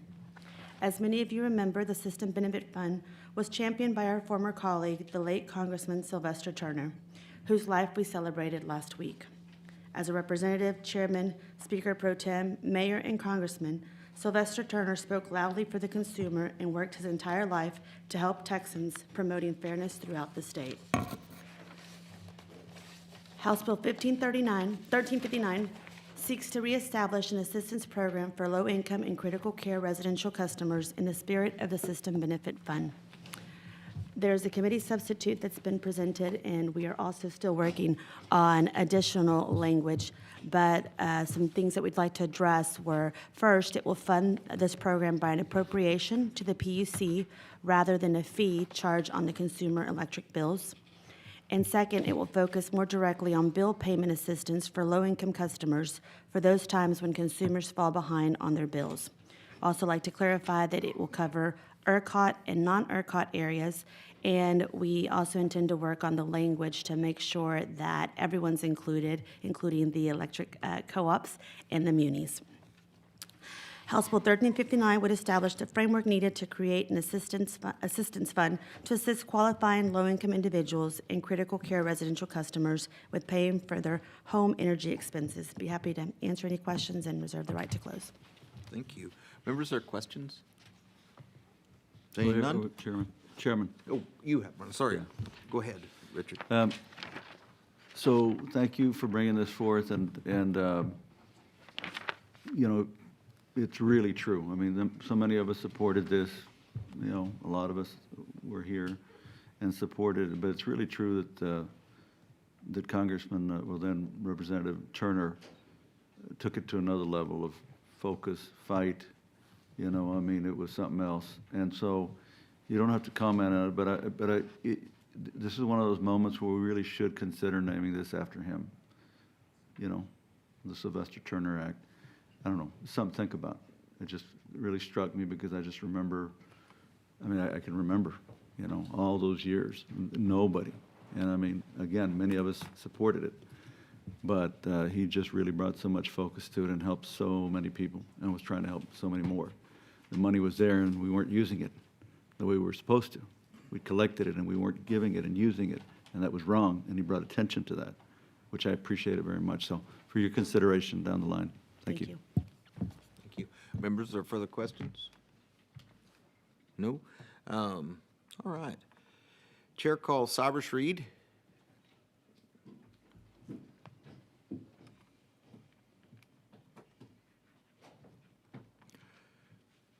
We have you registered as Cyrus Reed, representing Lone Star Chapter of Sierra Club, and you are for the bill. Is that correct? Very much so. And apologies for my confusing day today in several committees where I got things right. But this one I'm right on. This one, we support it. I'm here to testify. And I do want to recognize, you know, last week's memorial service. And a lot of us who've either been serving or been lobbying for a long time saw how much Congressman and Mayor and Representative Sylvester Turner cared about this issue. And the reason he cared about this issue is because we have a lot of Texans who struggle with paying their bill. And they struggled for a variety of reasons. One of those reasons is, whatever you want to call it, we have a lot of extremes in our weather. We've seen it with Winter Storm Uri. We've seen it with our very hot summers. And we've seen Texans unable to afford their bills, which isn't good for our market, isn't good for the retail electric providers. So we appreciate the bill and also what it sounds like the committee's substitute of being a little broader. Sylvester Turner pointed out this problem where we would collect that money from the non-bypassable fee on electric bills, and then for a variety of reasons, we wouldn't appropriate it. I think with the committee sub, your intention is just to have simply the state make the decision how much money we will put into this account, and for that, and we think that's probably a good approach given our history in the past.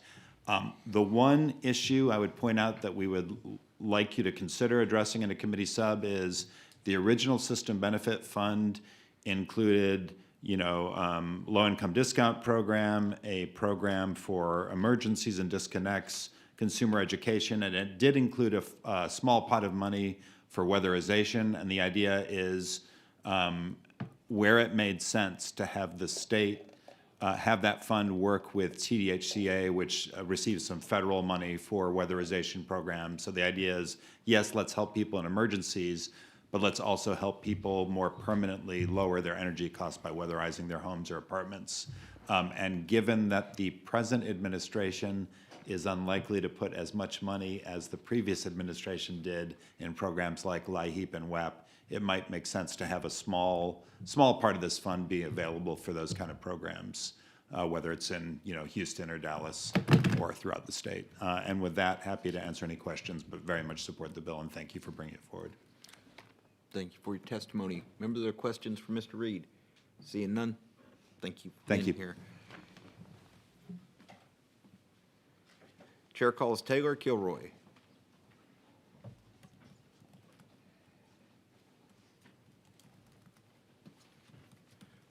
We show you as Taylor Kilroy, representing Texas Public Power Association, and you are neutral on the bill. Is that correct? Yes, sir. Please proceed. Thank you, Chairman King, Vice Chair Hernandez, members and staff. My name is Taylor Kilroy, Executive Director of the Texas Public Power Association, today testifying on House Bill 1359. As y'all know, TPPA represents 72 municipally owned electric utilities and other publicly owned power systems across the state.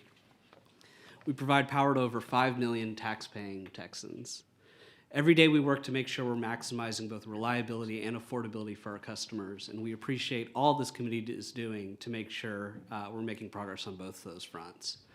Unfortunately, like Vice Chair Hernandez already mentioned, we were caught up in a minor drafting error in the committee sub, which would render almost all of our customers ineligible for the program.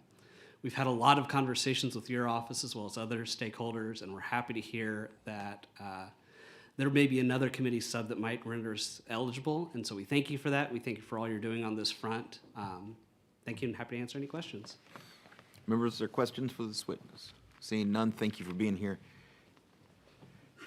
Chair calls Julia Harvey.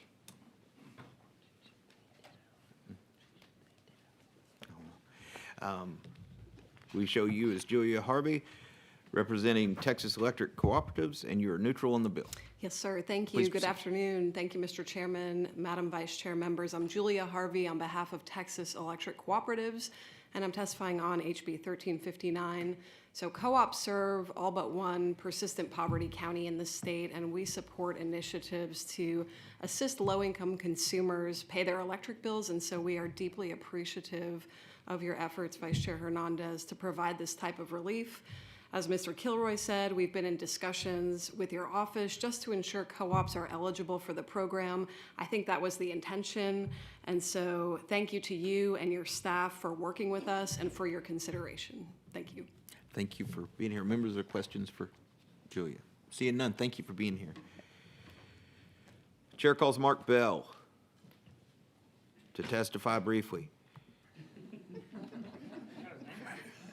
That's the only one I can pronounce. Yeah, he did do that.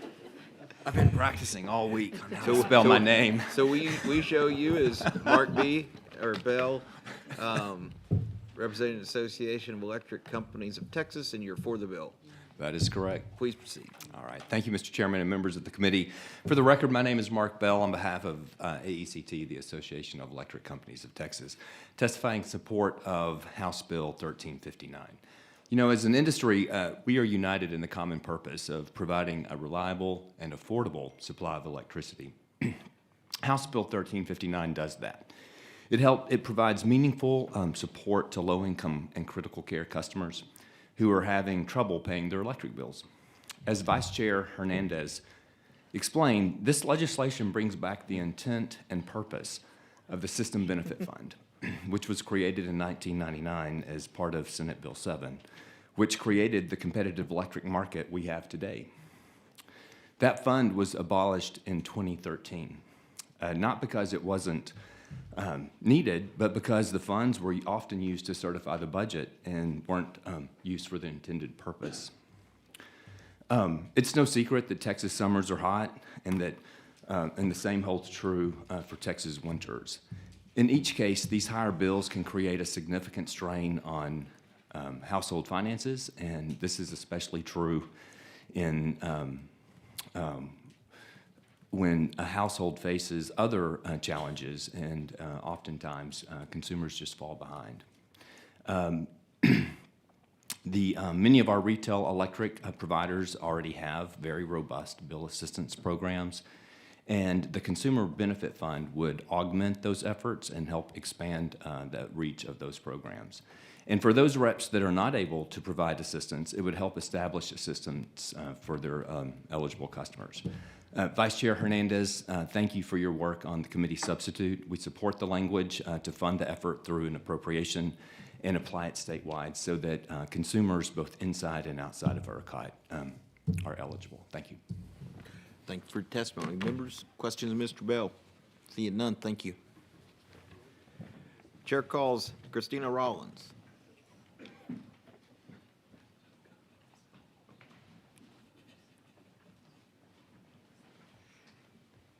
Ms. Rollins, we show you as Christina Rollins, representing NRG and for the bill. Is that correct? That is correct. Please proceed.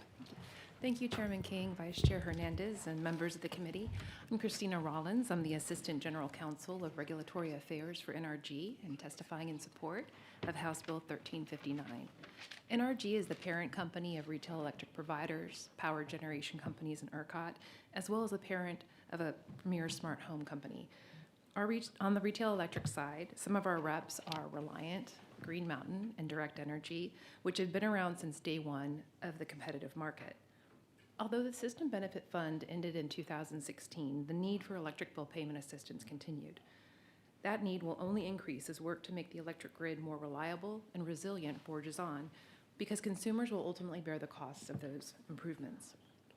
Even though our reps have their own bill payment assistance programs, this bill will enable us to broaden our reach to help more hardworking Texans who fall upon hard times. We believe this bill provides a framework for successful implementation by building on the resources the PUC already maintains and providing certainty to reps and their eligible customers. With respect to building on resources, the System Benefit Fund may no longer exist, but the PUC's low-income matching service does, which some reps like ours continue to use to provide voluntary assistance. Also, the PUC's rules set forth criteria and a process to designate critical care residential customers to ensure they receive appropriate protections.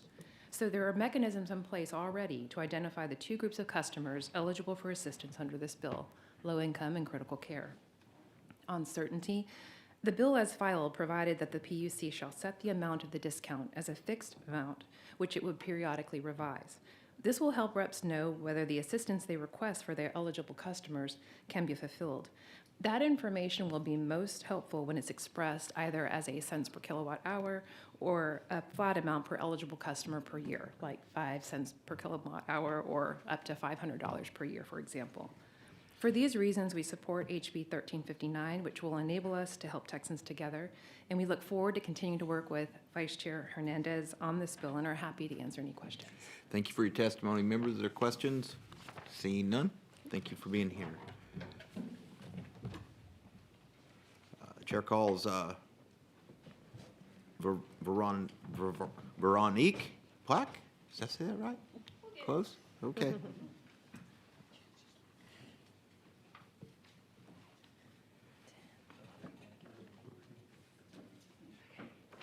Veronique Plackey. It's what? Veronique Plackey. Veronique Plackey. Okay, so we show you as Veronique Plackey. You are here on behalf of Texas Energy Poverty Research Institute, and you are for the bill. Correct. Thank you. Please proceed.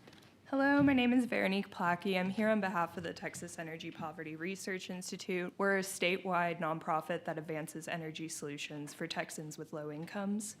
Thank you to the committee for the opportunity to speak in support of HB 1359. There is a critical need for energy bill assistance in Texas. The Federal Low-Income Home Energy Assistance Program, LIHEAP, serves only 4.5% of eligible households, just 120,000 families out of 2.6 million who qualify. This leaves a vast majority of low-income Texans without essential energy relief. TEPRI's 2023 Community Voices in Energy Survey, which gathered responses from over 6,500 low-income Texans, provides insights into the tough decisions families have to make to keep their lights on. Half of respondents reported struggling to pay electric bills most months. 57% of respondents reported cutting back on necessities to afford electricity. And alarmingly, this includes 29% of households who reduced food expenses to cover energy costs. And 31% of households statewide reported adjusting their thermostats to uncomfortable levels or turning off their air conditioning completely during the summer, risking their health in extreme weather. Disconnections further strain these families. 1 in 4 respondents received a shutoff notice, and those earning $50,000 or less accounted for 76% of disconnections. And once disconnected, families face high fees to reconnect, deepening financial hardship. Energy assistance programs exist, but they aren't reaching those who need them most. 90% of eligible respondents reported never receiving aid, and the biggest barrier wasn't income limits. It was simply a lack of awareness. 40% of respondents had never heard of these programs despite qualifying. This is why HB 1359 is so important. The education and assistance will make a real difference in these families' lives before they're faced into crisis. Thank you for your time. Thank you for your testimony. Members, other questions for the witness? Seeing none, thank you for being here. Chair calls Shane Johnson.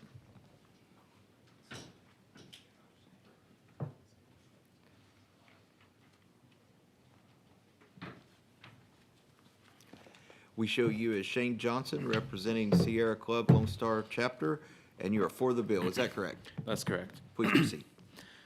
Thank you for your time. Shane Johnson, as you said, also representing Sierra Club. I'm a community organizer, so other colleagues and I work more directly with community members, work to support their needs and get people involved in the legislative process and political work. Of course, many people are struggling all over the state right now. They're struggling with cost of living, cost of groceries, all sorts of different bills have gone up. They're struggling with the impacts of extreme weather and then that impact on their electric bill. And a lot of people do everything they can to reduce the energy they're using, but they can't do any more, and they still can't afford their bills. Particularly with the unseasonably warm weather right now, the extreme cold we've gone through. It seems like we need a mortgage to pay for eggs, right, in grocery stores, and people are struggling, and so this is such important context, and it's long overdue that we have a program like this. In particular, I want to read a couple of statements from some residents in South Texas who couldn't make it up here today. The first person she says, "Hello, my name is Nadia Morales, and I live in San Benito, Texas, and I'm a TXU." Oh, excuse me. Huh? We cannot testify on behalf of anybody. You Oh, have to okay. testify just for you. Okay, understood, yeah. Thank you. I'll say then, there's people, with $500 electric bills all over the state. Mine isn't that expensive, but it's nearly doubled in the last few years. That's exactly why we need a program like this as soon as possible. It's not just public utilities, the municipal utilities. I've heard some maybe hearsay that it's just more expensive in a public utility, but it's all over the state. It's in the competitive market that people need this support and are struggling with the rising cost of energy. from congestion, from the cost of the Winter Storm Uri that people are still paying in their bills, to just supply chain issues. And I'll end my testimony there. Thank you for your time. Thank you, Mr. Johnson. Remember, there are questions for the witness. Seeing none, thank you for being here. Chair calls Kenneth Flippen. Your fans are dedicated.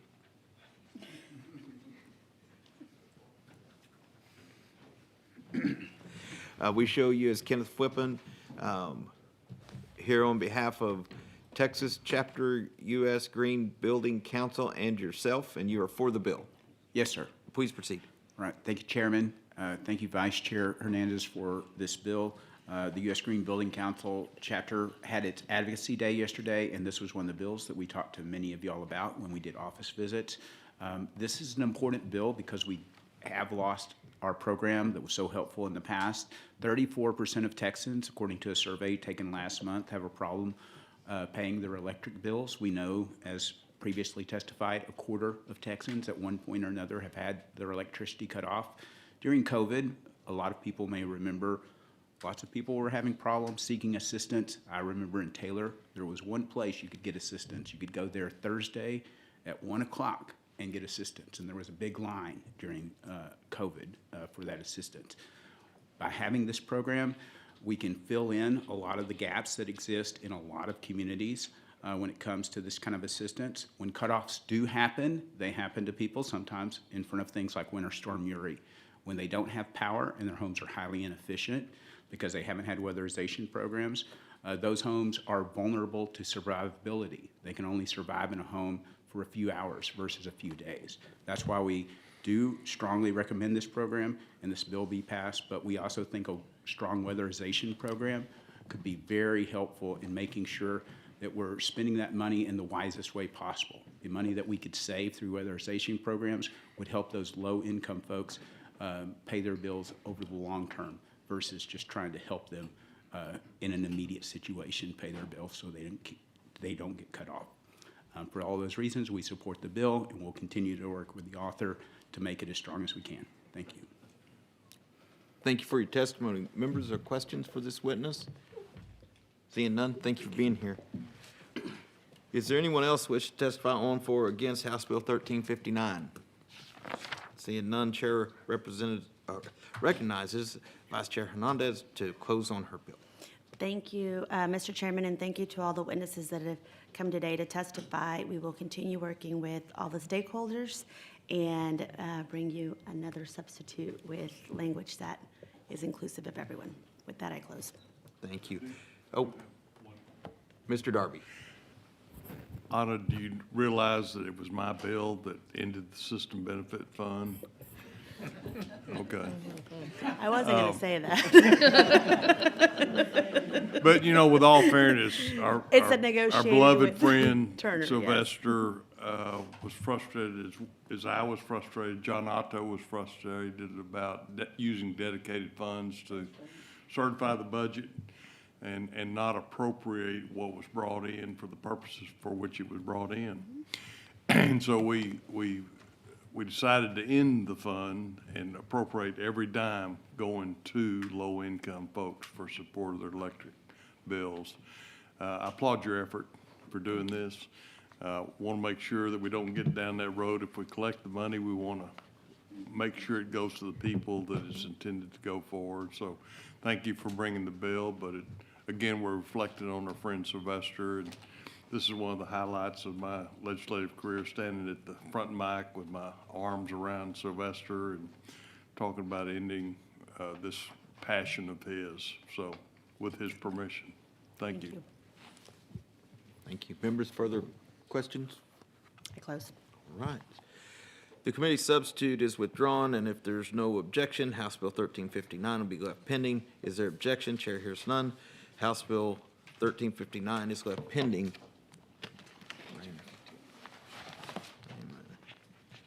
Chair lays out H.R. 51, recognizes Representative Raymond to explain the resolution. Thank you, Chairman. Members, I hope that I could suspend the rules and bring it up on the floor directly, but I guess it was substantive enough that we had to bring it to committee, so I hate to bother you, Chairman, but thank you for bringing it up. Members, last year, July 13th, I was in Austin, and like everyone here, I'm sure, got notice that they tried to assassinate President Trump. And the first thing that came to my mind was, thank God they didn't kill him. That was the first thing that came to my mind. And I'm guessing that all of you that day spoke with a lot of other people, and I certainly did. I spoke with a lot of people that are in politics, whether elected or otherwise. And I really felt very uncomfortable about some of the responses and reactions that I was hearing from people I respected, friends. And so and I was in Austin, so the next day I came to the Capitol and I ordered a resolution that I knew I couldn't file till after the election, but you know, during the interim we order resolutions and bills, and we have to wait till the election to file them or right after. So I ordered it the next day,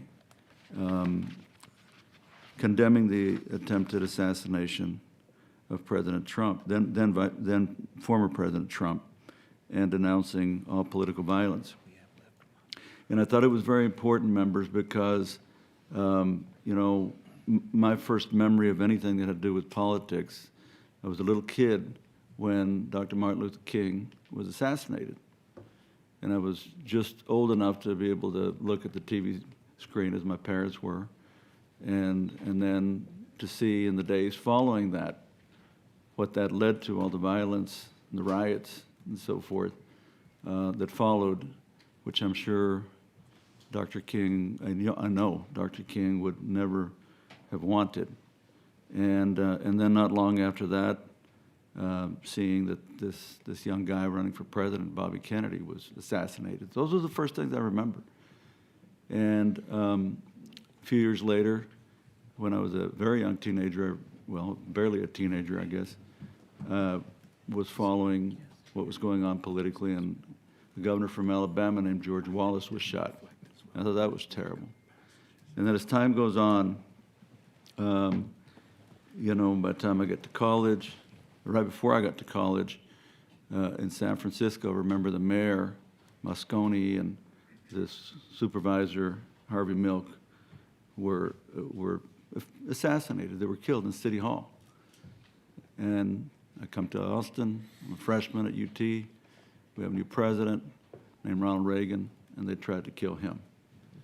And so it goes. Interestingly, yesterday, as you all know, if you followed the news, President Trump released the files on the Kennedy assassination. I haven't really looked at what all that means, but it brings attention to other things that I've experienced while I've been here. I can remember very well when Congresswoman Gabby Giffords was shot at a town hall meeting. We were in session. I remember, for those of you that were here already, we were in session. I know Yvonne was here, John was here. And being in the members' lounge when we first got word that she had been shot at a town hall meeting, and how all of us who were in that, I'll never forget it, all of us who were sitting there in the members' lounge, there was just this chill that could happen, that we could be at a town hall meeting, which all of us have, probably, I know I do, and that someone felt like they would go and try to kill her and shoot several other people, by the way. And then more recently, as you all will recall, in the congressional baseball game where Congressman Steve Scalise from Louisiana was shot, and others were shot, and he was in a coma for several days. I just thought it was important, members, that we make a statement. All of us are political. All of us are passionate about what we do, and many people who are out there are passionate about what they do and involving themselves in politics. We've talked about that in some of the hearings here already and some of the bills that we've considered. But I think it's important that we take a moment to say, we cannot do this. We cannot say it's okay. Nobody can say it's okay. Doesn't matter what you think about the person that they either killed or tried to kill. And to be honest with you, I shudder to think what would have happened if President Trump moved his head just a little more and his head had gotten blown off. I really do. I shudder to think what might have happened across this country. And so it's just a resolution, but I think it's an important one.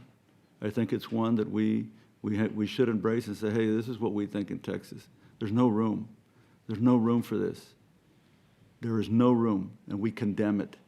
We condemn that assassination attempt. Doesn't matter which president it was. I'd be doing this if it were Obama or Clinton or Bush or anybody. And that we cannot encourage people in any way say that your passion and your interest and your hatred or your dislike or whatever, that it's good, it's okay to take it to that level. And we can't joke about it. And people weren't joking, by the way, when I spoke to them that night and some of the things they were saying to me about what they hoped had happened on that day. Because they didn't like the guy. So that's about all I got to say about it, Mr. Chairman. I hope that we will pass it. I hope you'll send it. I have also, I also have a memorial resolution, HR 17.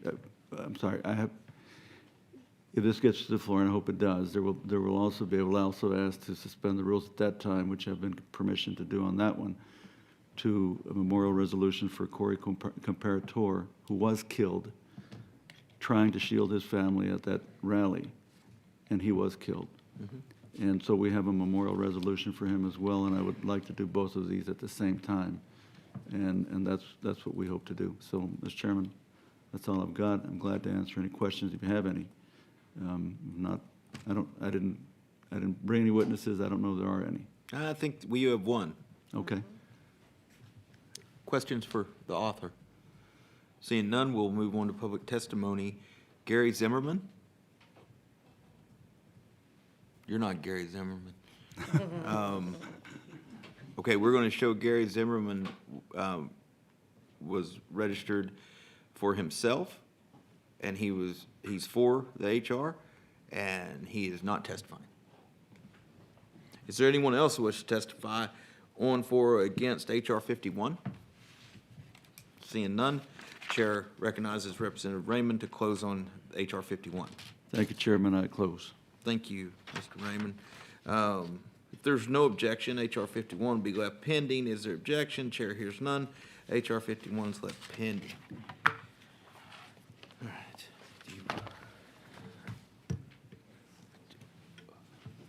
Did she want to? Okay. We'll do 106.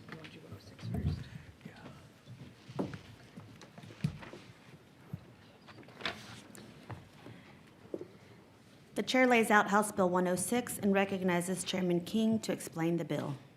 Thank you, Madam Vice Chair. Members, for the opportunity to lay out House Bill 106. Last spring, when we had our wildfire hearings in the Panhandle, there was a lot of discussion around a regulatory no man's land that existed between the meter and the well site. This no man's land is not explicitly under the responsibility of a single party and is oftentimes not maintained adequately. House Bill 106 seeks to end no man's land by requiring the land between a well site and the highway to be maintained by the well site owner, by making the well site owner responsible for this equipment and land. And there is the ability to enforce standards which will lower wildfire risk. I'm working with stakeholders on language to ensure that we do this in the correct format. To simplify it,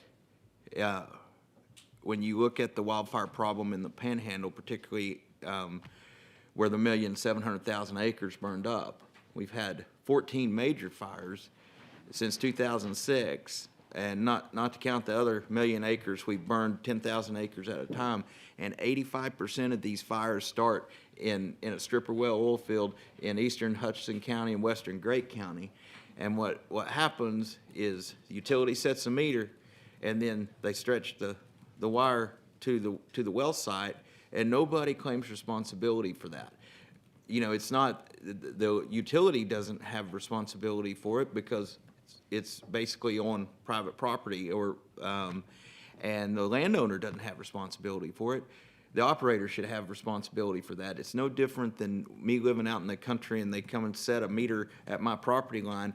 I have a responsibility to call the power company and say the power pole you set on my property is in need of repair, and if I don't do it and I burn your house down, I'm gonna owe you a house. But currently, these operators take no responsibility and have no liability for this issue.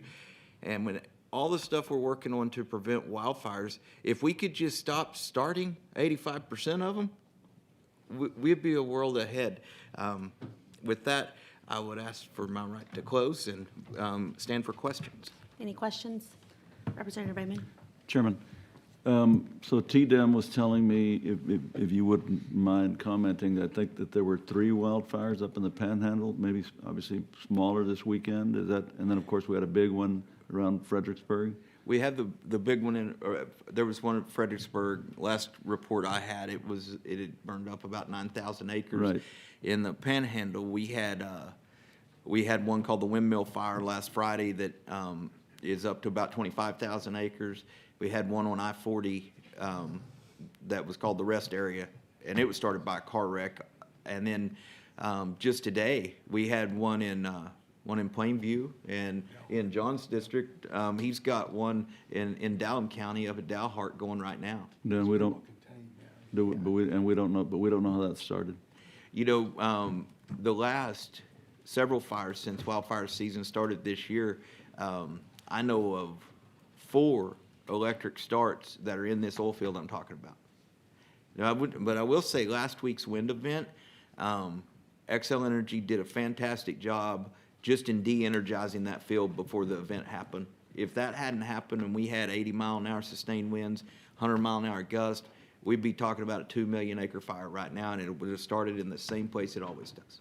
So the problem, as I see it, is that what I've been told and what my committee substitute is going to do, there are some operators that have some concern about which lines I'm saying that they have to maintain. I believe we have a language fix for that I'll be bringing you a committee substitute to that end. Okay, thank you. Yes, sir. Appreciate it, Mr. Chairman. With this act, is this a de facto indemnification for the operator? Are you putting them on notice that if they start a fire, that it's not just a civil or administrative penalty here, that they are in fact civilly liable for burning down a house? Absolutely. I mean, you know, and I am an oil and gas guy. I make my living in that industry, but this old 100-year-old field that's not maintained and needs cleaned up doesn't get to burn my friends and neighbors and my family out every couple of years and nobody do anything about it.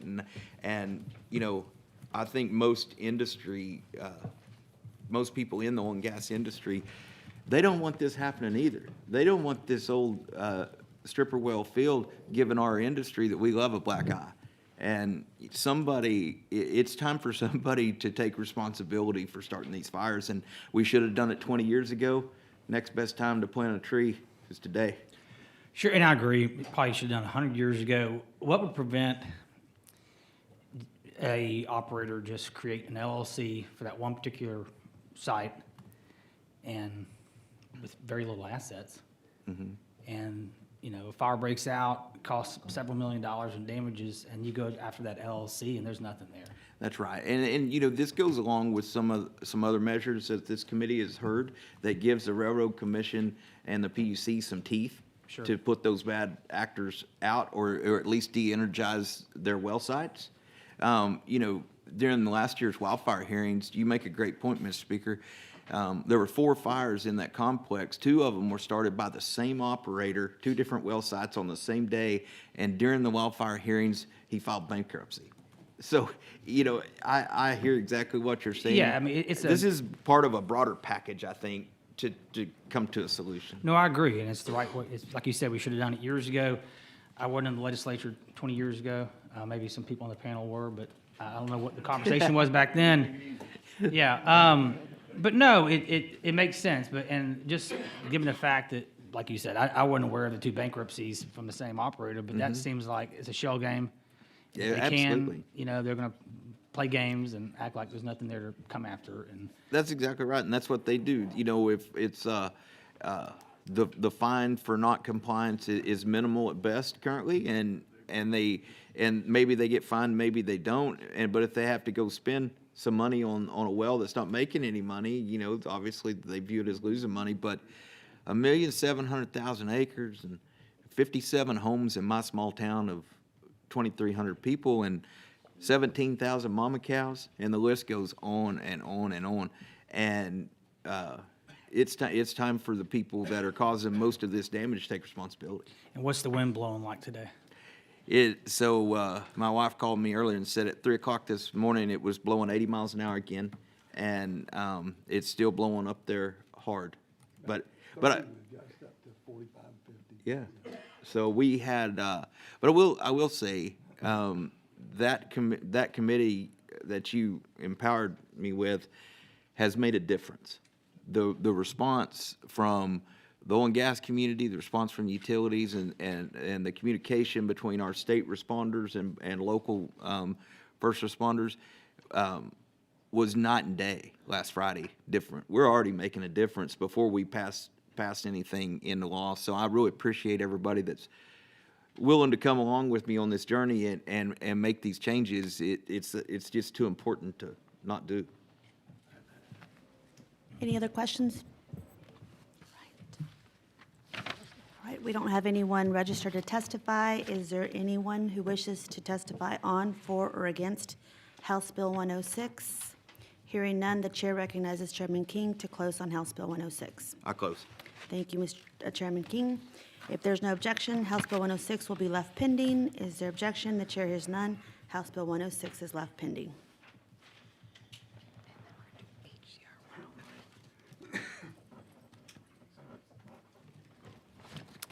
Chair lays out HCR 101 and recognizes Chairman King to explain the resolution. Thank you, Madam Vice Chair, for the opportunity to lay out the HCR 101 today.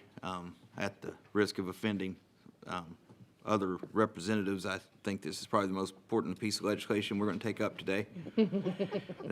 This resolution recognizes an iconic part of Texas culture, the tomahawk ribeye steak, and designates it as the official steak of Texas. Come on. This District of Austin. Well, you know, they can have steak too. This resolution comes in response to a longstanding role of the cattle industry in shaping our state's economy, identity, and history from the era of the cattle drives in the 1800s to today's ranches and steakhouses. Beef production has always been central to Texas life. By designating the tomahawk ribeye as the official steak of Texas, we're honoring generations of Texans who built this industry and recognizing the cultural impact of the beef industry. And I would also say it's a heck of a lot better steak than a strip. So I will gladly answer any questions and reserve my right to close. Any questions? I think we have one witness. All right. No? All right. Chair calls Gary Zimmerman. Don't believe Mr. Zimmerman is here. We will note him registering for himself in favor of House Resolution 101. Okay. Anyone else wishing to testify on, for, or against House Concurrent Resolution 101? Hearing none, the chair recognizes Chairman King to close. I close. I can't think of anything else to say.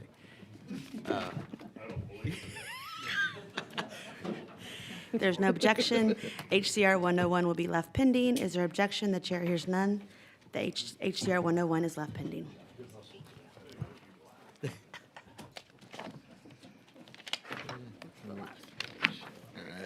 Members, that concludes today's agenda.